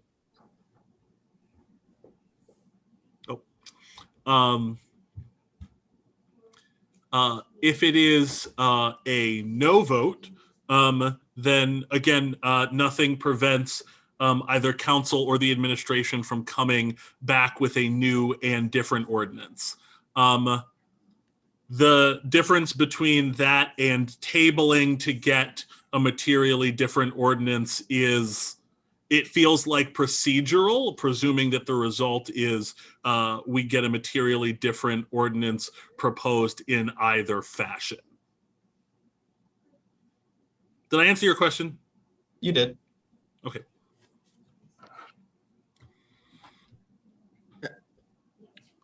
Mr. Hopkins? Yes, sorry. And at the risk of belaboring this just a little bit, I just wanted to respond to the comment about the sort of strategic thought of this. And this is one of the challenges of operating in the medium that we operate in. And I want to assure you that there has been a lot of strategic discussion internally within the administration, but that led up to the introduction of this ordinance. You know, the mayor is supportive, the fire chief is supportive, the interim chief Bay, you know, those two really work together to sort of lead this effort. Sharon Allen Span's whole role as leadership development and diversity manager is a strategic move by the administration to move those efforts forward, and to be intentional about it, because while the desire may have been there for DEI work to be done, we weren't really intentional about it over the longer term. And Sharon's position is, you know, sort of points to that intention. So there has been a lot of strategic thought that's gone into this, and you know, the ordinance that you have in front of you is really sort of the end result of that, not the beginning of a discussion about it. I understand the impetus to table, and I won't make an argument for or against that, but I just wanted to make sure that everybody understands that there has been a lot of internal discussion leading up to this, and you know, that the position of not just the administration, but really the two professionals who are leading the bureaus that we're talking about are the ones that are most supportive of this change, because they do think that it'll lead to long-term systemic change within the Police Bureau and Fire Bureau. So I'll let that be my last comment, but I wanted to put that out there. Thank you, Mr. Hopkins.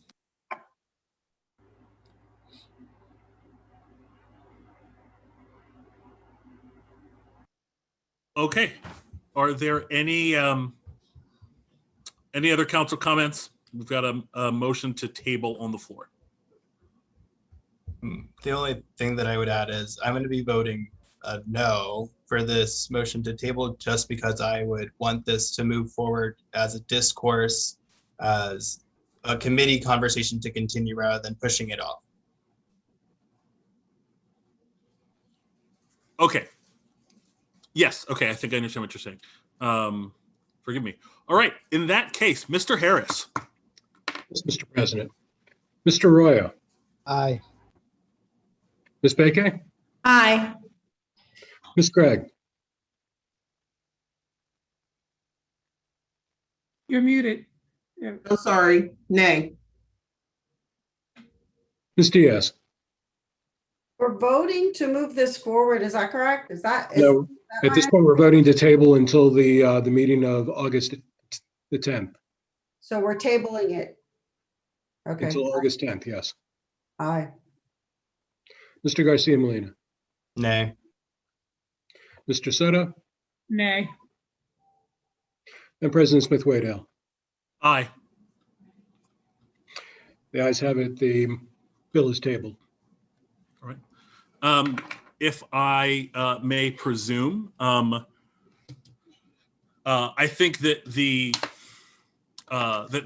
desired result of a materially different proposal is what we'd like to come back to in August. So I look forward to working with council, staff leadership, and the bargaining units to get us something different than what we have here, with full respect for the staff professionals who have presented on this item, and also with respect to the residents and employees of the city of Lancaster. All right, y'all. Thank you for bearing with. That was a long one. I appreciate everyone's effort and time. We will see this again in some form on August 10th. That brings us to ordinances for first reading, Administration Bill number 15, 2021. Mr. Harris. Yes, Mr. President. An ordinance of the City Council of the City of Lancaster, amending the City of Lancaster Tattoos and Body Piercing Ordinance, codified in Chapter 269 of the Code of the City of Lancaster, to allow for Pennsylvania state licensed barbers, cosmetologists, and anesthetists to perform scalp micropigmentation, providing for the severability of the ordinance, providing for the appeal of inconsistent ordinances, and providing that the ordinance shall take effect in accordance with the laws of the Commonwealth of Pennsylvania. Thank you, Mr. Harris. Is there staff present for this item, Councilor Arroyo? Is that? Yep. Yes, I could touch briefly on this. Kim, City Health Officer Kim Whistler is on as well, in case anyone has questions or wants to add, or if I butcher this. But this has been, hi Kim. This is an amendment to the tattoo ordinance, which allows scalp micropigmentation, or SMP, which is defined as a non-invasive, non-surgical method in which microneedles inject pigment into the epidermal layer of the scalp or beard line to replace the look of a hair follicle. So this allows different criteria for folks who are certified in this process to conduct business in the city of Lancaster. Kim, is there anything that you want to add to that?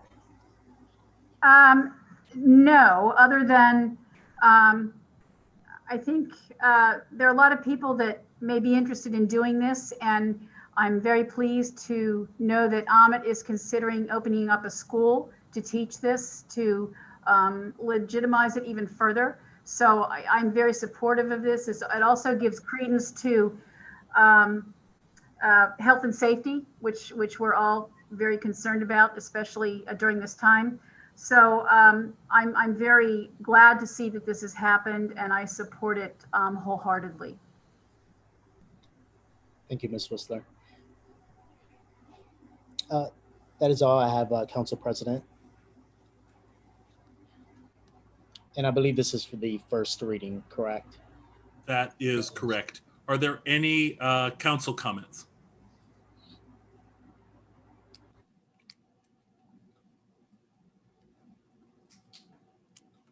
Are there any comments from the public on the proposed ordinance?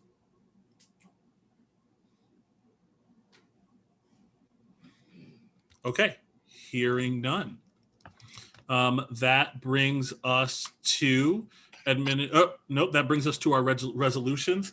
Administration Resolution number 29, 2021. Mr. Harris.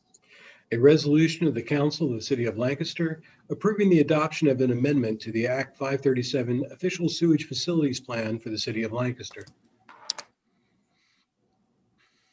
Motion to approve. Second. All right, we have a motion and a second. Councilor Craig. Thank you, Council President. This is Resolution 29, known as Mosaic Real Estate LLC, has proposed the development of a parcel of land known as Willow Valley Mosaic Project, and proposes that such a subdivision be served by sewer tap-ins, sewer extensions, removal of existing laterals, and installation of a new lateral connection to serve the purpose of this particular building. I don't know if there's anybody here that wants to add to that, but that's all I have.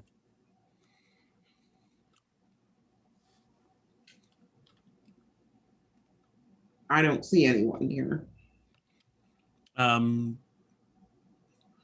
Is this something that Director Delphs, for example, or anybody from the staff wishes to weigh in on? Oh, there we go.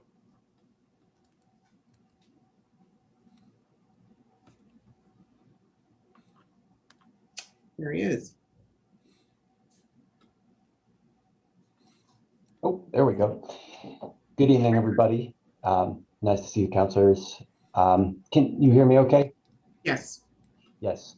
Thank you for the introduction, Councilor Craig. This is one of our standard sewer module actions before council tonight. As you might remember, anytime there is a land development project that comes before the city, if it is over a certain size, we have to make a modification to our official sewer plan.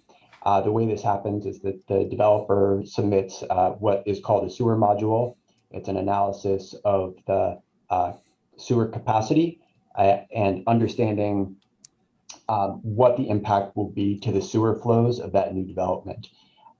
What happens after we get that sewer module from the developer is we share it with our utility engineers who do an analysis of that capacity and provide verification that the system has capacity for that new development. We do have that verification from our team here, and happy to answer any other questions that you might have. This is very similar to other items that have come before you in the past. Are there any questions from council? None? Are there any questions from the public?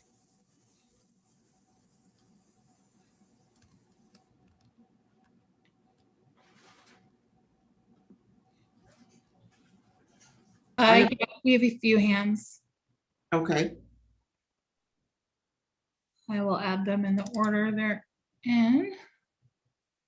All right, I'm adding Tanae Darby. Thank you. Hi, Tanae. Hello, Councilman. So if I just heard this correctly, they said there won't be any issues. Is that correct? As far as them changing the laterals to with our sewer system. No, I don't think there's going to be any issues because it's a basic project where they're installing laterals that will accommodate the functioning of the building, and the building will function properly based on the size of the piping that they put in. Is that correct, Chris? Yes, that is correct. So with any development project, there is a change to the underground infrastructure that is necessary. So in this case, new lateral lines to the sewer system. What we're looking at tonight is just ensuring that any new sewer flows that come from this new development can be accommodated by the overarching system. So what this is saying is that any new sewer flows coming from the building will be tolerated by the system. Okay, so you're saying it will be tolerated. However, if we have a heavy rainstorm right now, it overflows into our river. So that's interesting that it would be accommodated, even though a hard rainfall proposes an issue to our system. And I know this because I'm in the combined sewer overflow advisor plan. And then my other question to this is, who is covering the cost of this? Ms. Craig, I can answer that question as well. Please, Director. For any new sewer infrastructure as part of the land development, it is the responsibility of the developer to cover that cost. And Tanae, I appreciate your question about the combined sewer. That's actually one of the reasons why we have to do these sewer modules. The Department of Environmental Protection, they require that these modules are done early in the planning to make sure that we are accommodating that new development in the sewer system itself. Okay, but yet we haven't really fixed the problem within the city of the overflow, but yet this is okay to be built. Okay, understand. Thank you very much. Thanks, Tanae. You're welcome.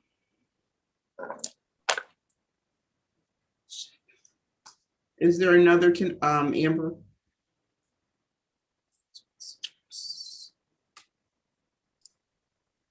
Okay, adding in Tony. Thank you. Hello, everyone. Tony Dash, 700 block of New Holland Avenue. At the last meeting, it was said that this is going to be the last time this comes before council. I've said that this project is going to be one of the most damaging things we could possibly do to the community for the next decades, and it's concerning for me because I've been told that some conversations might be happening in private about these with the mayor and the CEO of Willow Valley. I think the community has, in some regard, talked about those things amongst themselves, and we're concerned that this project is being worked through in unethical ways.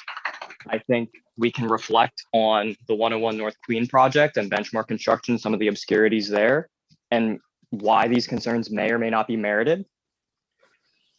If this is the last time this comes before council, I think it is entirely valid to, even if it's just procedural, table this for the future so the community discussion can be continued without concern that it's barreling forward, especially after a meeting where public comment wasn't requested for most of the meeting. I think this is at a minimum, a short-term tabling is an appropriate response.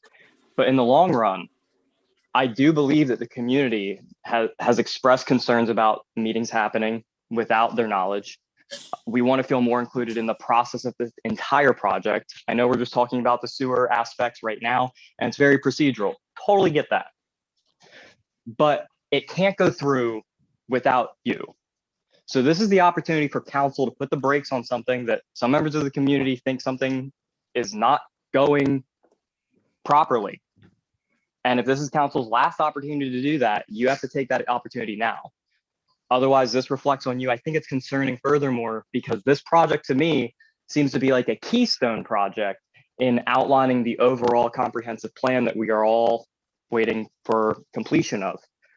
I think if this project is so important to the city, then we need to discuss this more. I understand discussions are tiring, but learning needs repetition in order to be absorbed.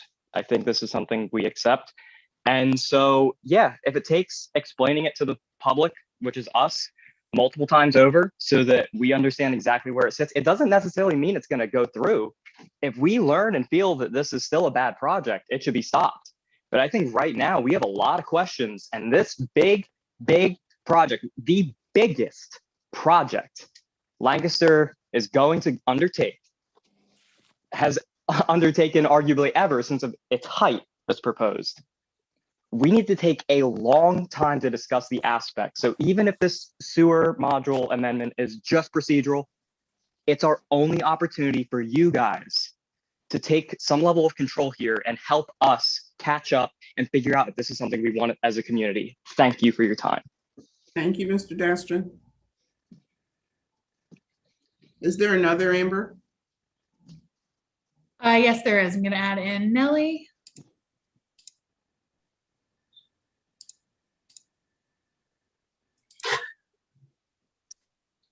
All right, go ahead. Hi, Hello? Nellie Torres, 700 block of Rockland. And I really appreciate so far the comments from the public. I agree. Honestly, when I heard that this was passed, I am still infuriated because I really can't help but feel like Lancaster City residents were completely dismissed out of the process. And I'm just tired of finding things out after it's done. I mean, us being taxpayers and people who live here and contribute our gifts, our talents, our hearts supporting businesses, why are we not being heard? Why are we not being invited to the table to be asked, do we want this? Because I can tell you residents don't want this, as Tony Dash just mentioned. And, you know, it just looks like a lack of transparency. And what happens when Willow Valley doesn't fix the issues, or if they leave? We don't know. We already have problems with accountability with people, you know, organizations here. So yeah, that's a big concern of mine. And I would just say, how does this benefit us? Like, honestly, I mean, I look at the Church Street Towers where our elderly that paid with their sweat, their blood, their tears to this community, and they're living in spaces that are not kept up, that haven't been, you know, revisited. We got people sleeping out on benches. Why couldn't you make that space into a homeless shelter or a place for low income housing, when we talked about how housing is such a big, major issue? It is a big, huge issue. And then we're going to have people here that like watch that. I have to see that with the condos that were built just a block from the library. That's insulting. I mean, where is the benefit for us? And it just makes me feel like the North Dakota pipeline, where they were going to go through neighborhoods where there were more white residents, and because those people had an issue, they decided to go through reservations for Native American reservations, and just demonstrated that there's a lack of respect for Black, Brown, Native people of colors, our community. And that's just not okay. And I'm just reiterating that this is, if there's a potential place where you can revisit this or halt this, I'm telling you, we do not want this. And I'm just mad that this was not communicated properly with the public. Thank you. Thank you, Nellie.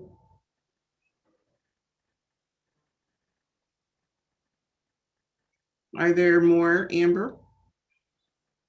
Nope, there are not. Oh, I'm sorry. Someone just raised their hand. Okay.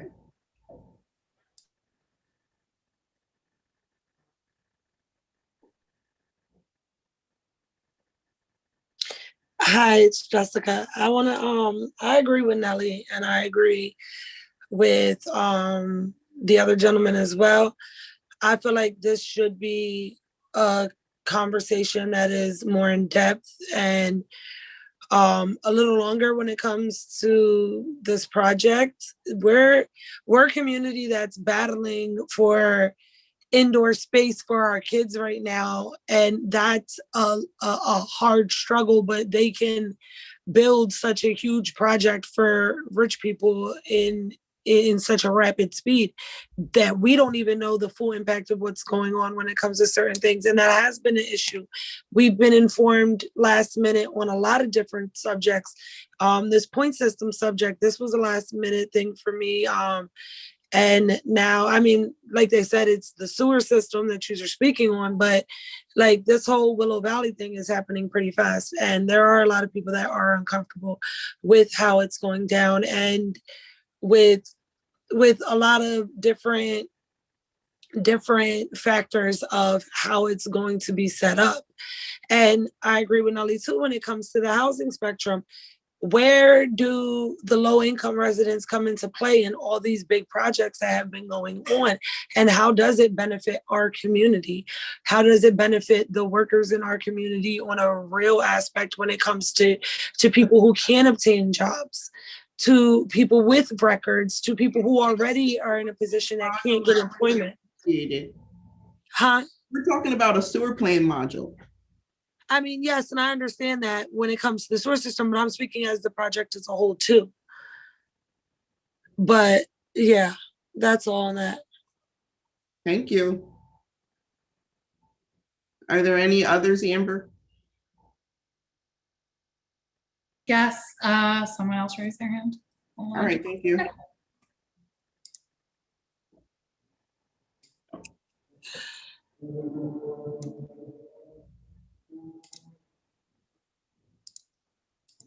Oops. I'm sorry, I clicked the wrong button. Give me just a second. Certainly. Ugh.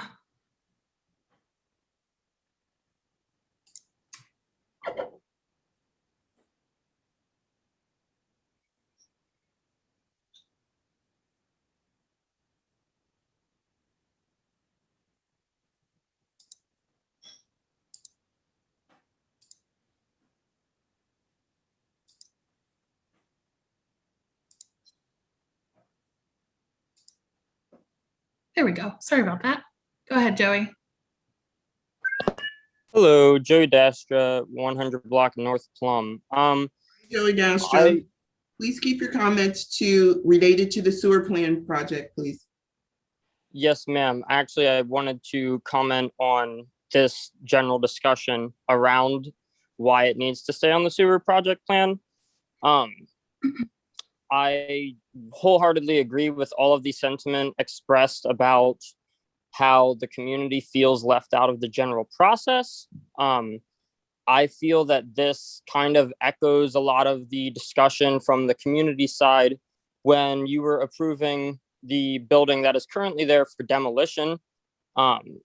We have to keep the conversation around those specific topics, but we were told at that meeting that there was going to be time for more public input, for the public to get answers to these important questions.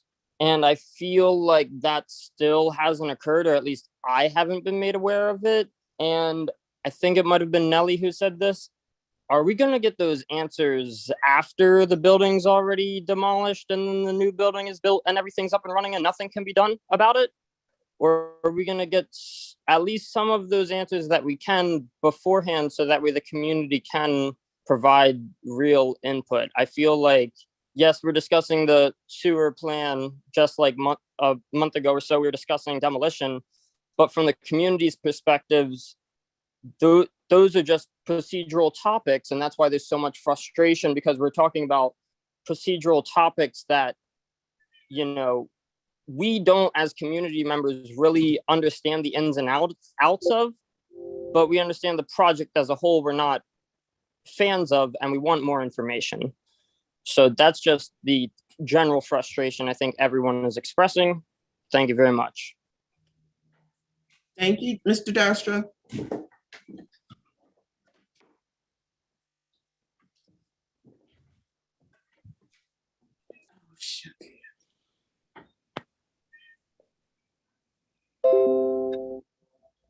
All right, looks like that's it. Well, listen here. I lost can you hear me? Yeah. Okay, well, I lost visual somehow, so I'm not sure what happened. That's it. No more comments from the public? No, Councilor Craig, Nope. that I can see. Thank you. Bear with me because I lost visual. I'm not sure what's going on with my computer. So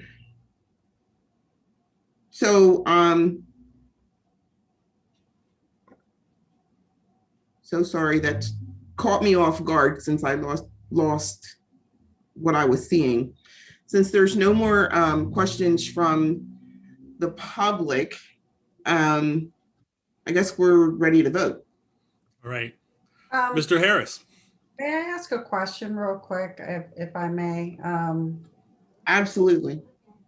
In regards to the infrastructure of the sewer, currently, is there any major overflow right now that once it starts, it could duplicate?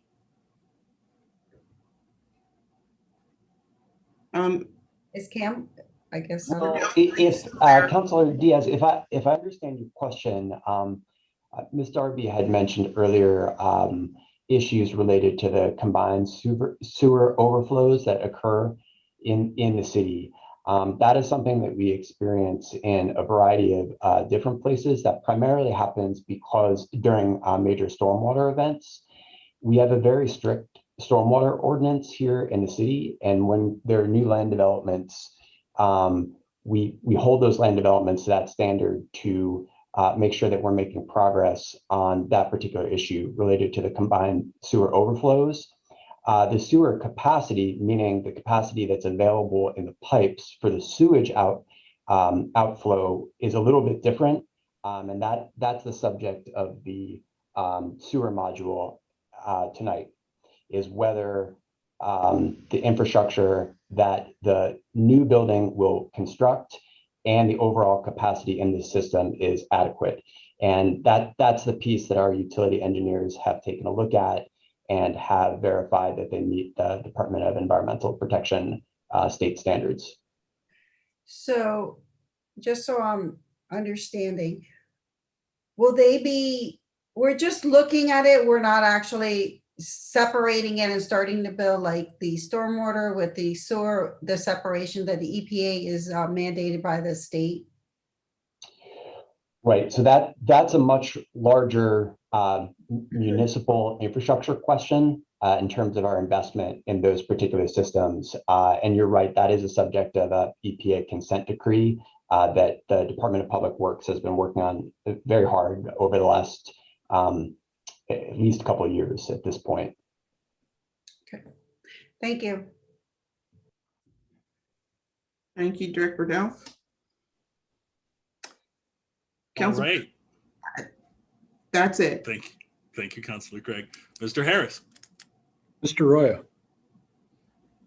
Aye. Ms. Baker. Aye. Ms. Craig. Aye. Ms. Diaz. Aye. Mr. Garcia Molina. Aye. Mr. Soto. Aye. And President Smith-Waddell. Nay.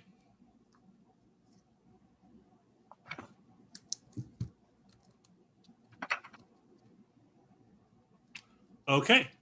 I believe that brings us to resolution number 30, 2021. Mr. Harris. A resolution of the Council of the City of Lancaster authorizing the mayor and the City of Lancaster to submit the RCAP formal application and business plan for $2 million to the Commonwealth Redevelopment Assistance Capital Program for the Lancaster City Fire Station project. Motion to approve. Second. All right, we have a motion and a second. Councilor Baker. Thank you very much. So as I reviewed in my reports of committee earlier this evening, this resolution would allow us to accept a grant from the Redevelopment Capital Assistance Program, or RCAP, of $2 million that would allow us to complete the financing for our fire station projects. Patrick, do you have anything else to add? I know this is, accepting a grant is pretty straightforward. Yes, definitely straightforward. But I just, one piece of clarification I want to make sure everybody's aware of is that we received actually two separate RCAP awards. And so this is really the combination of those two. The first was a $500,000 award, I believe about a year or so ago. And then we received a subsequent award of an additional 1.5 million. So this is really accepting the combination of those two RCAP awards into combining it into one full $2 million award. Thank you.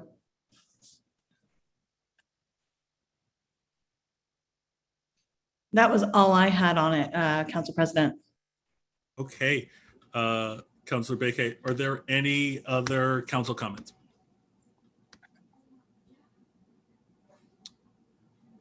From the public?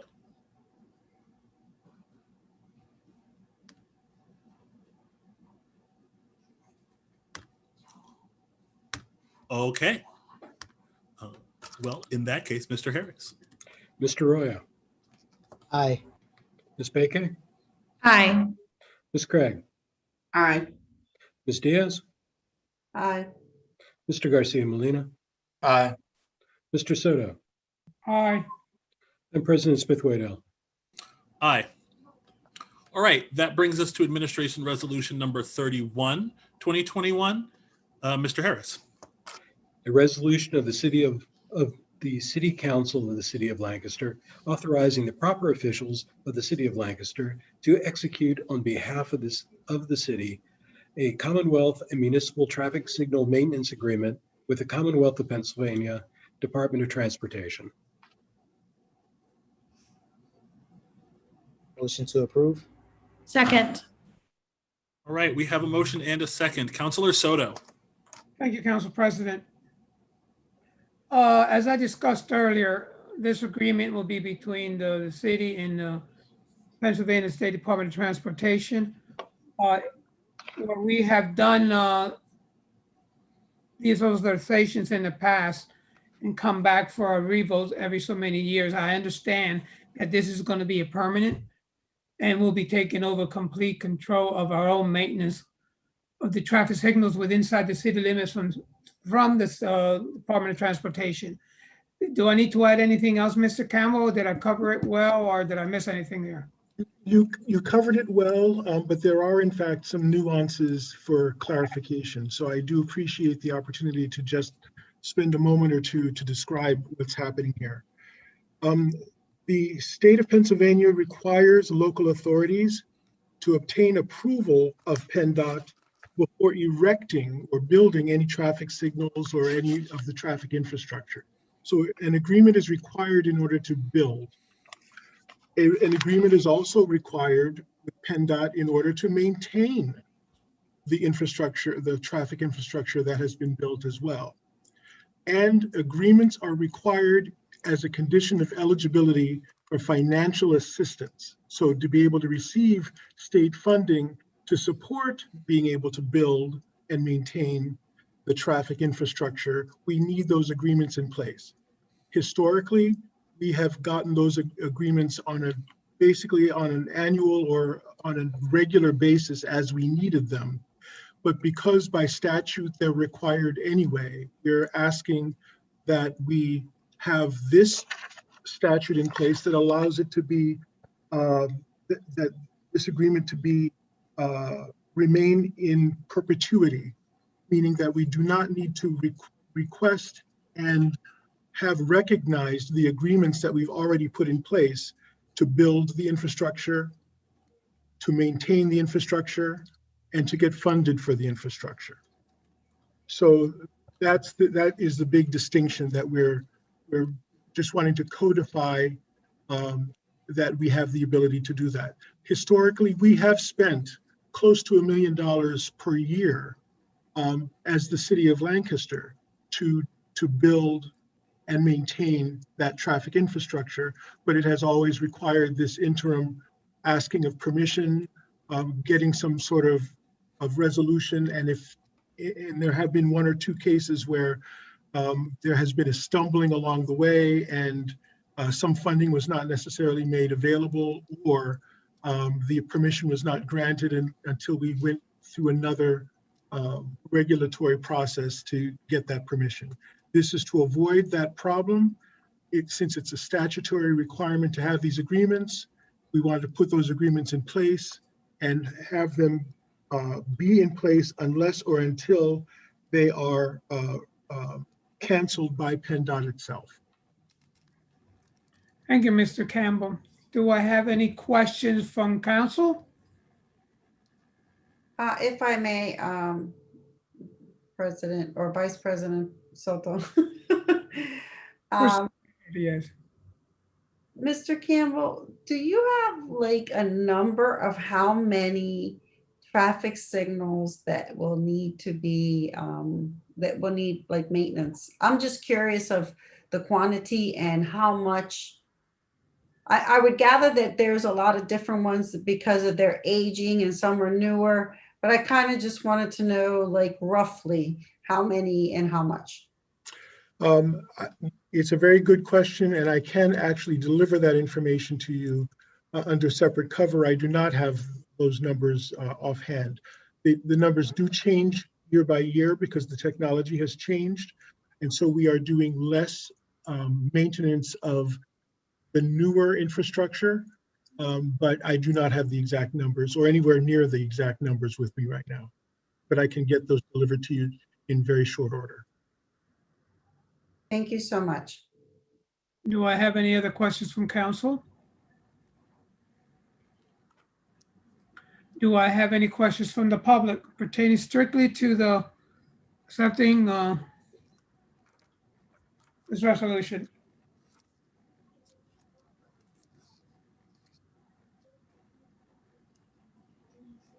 No questions? Okay, then I turn it over to you, Council President. Thank you, Councilor Soto. Mr. Harris.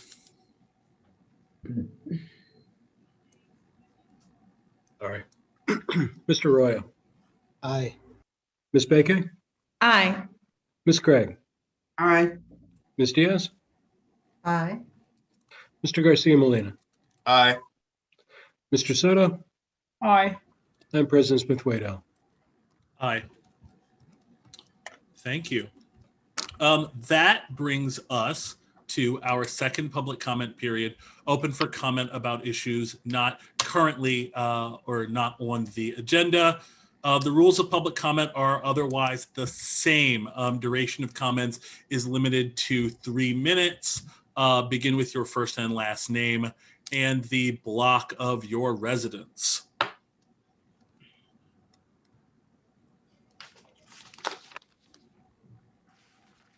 Please add Mr. Dasher to the meeting.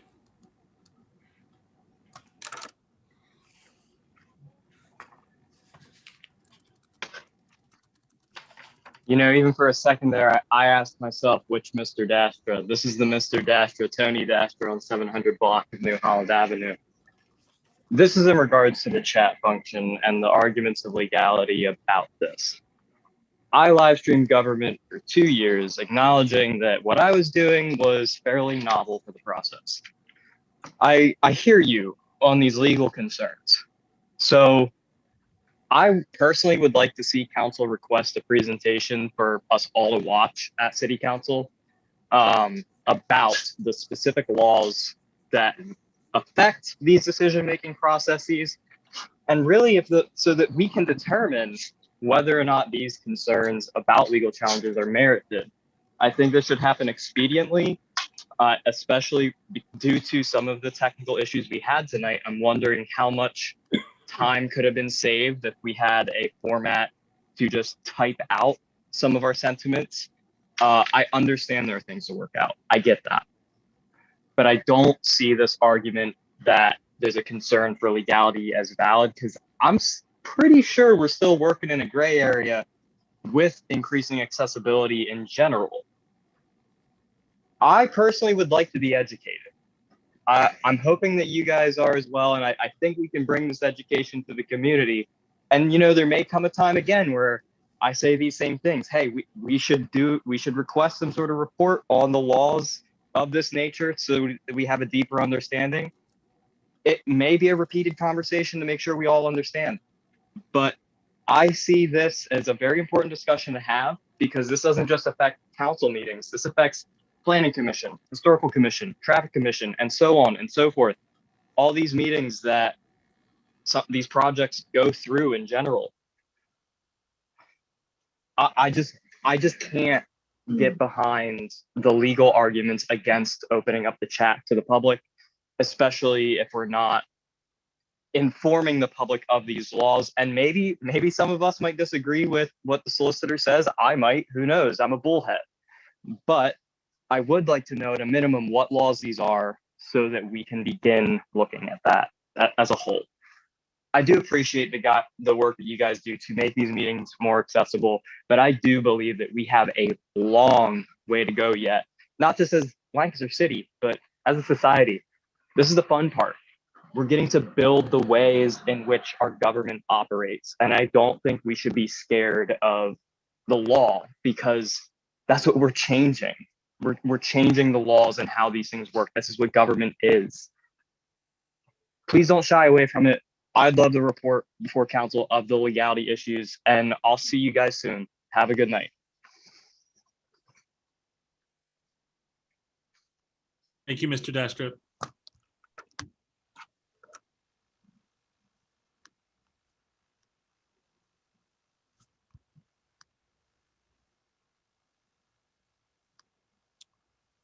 Okay.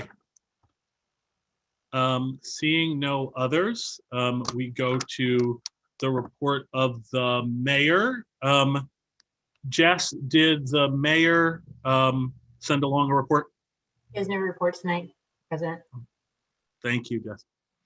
That brings us to the report of the president of council, which I have promised to forego since I took it at the top of the meeting. Council comments. One comment, Mr. President, if I may. Please.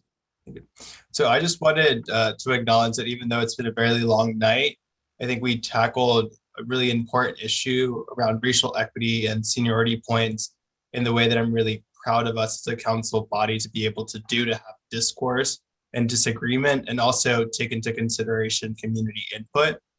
Something that I'm kind of taking away from today and the comments of today is that as a council body, there is an opportunity for us to really figure out how do we communicate with our constituents and improve that relationship, because some of them feel that when they come before council, they feel dismissed. So I personally take that as like my responsibility, figure out like, how do I as a counselor do a better job of engaging in a virtual platform with our constituents in these meetings, because it's a very valid point that they're bringing to us. So I just appreciate everyone from the community and their input, and my colleagues as well for today.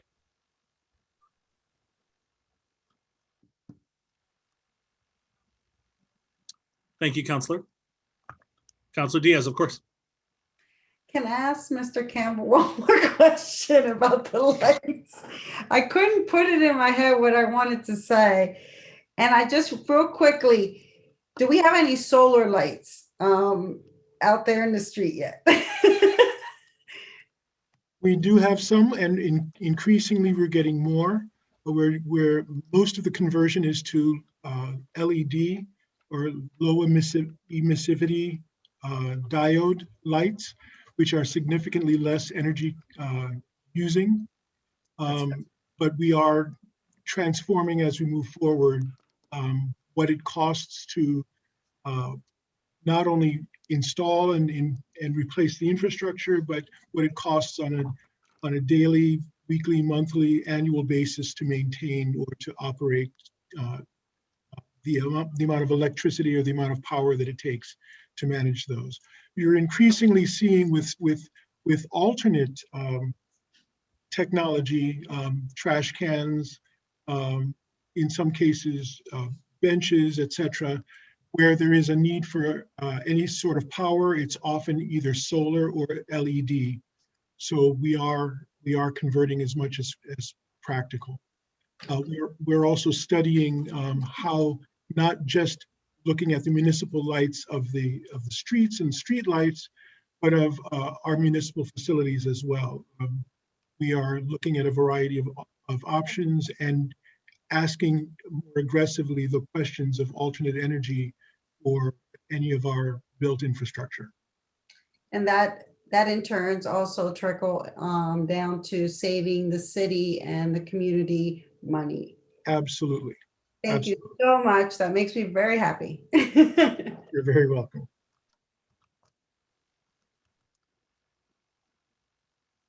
Thank you, Councilor Diaz. Thank you, Mr. Campbell. Anybody else? All right. Hearing none, I will entertain a motion to adjourn. Motion to adjourn. All right. All in favor? Aye. Aye. Good night, all. Good night.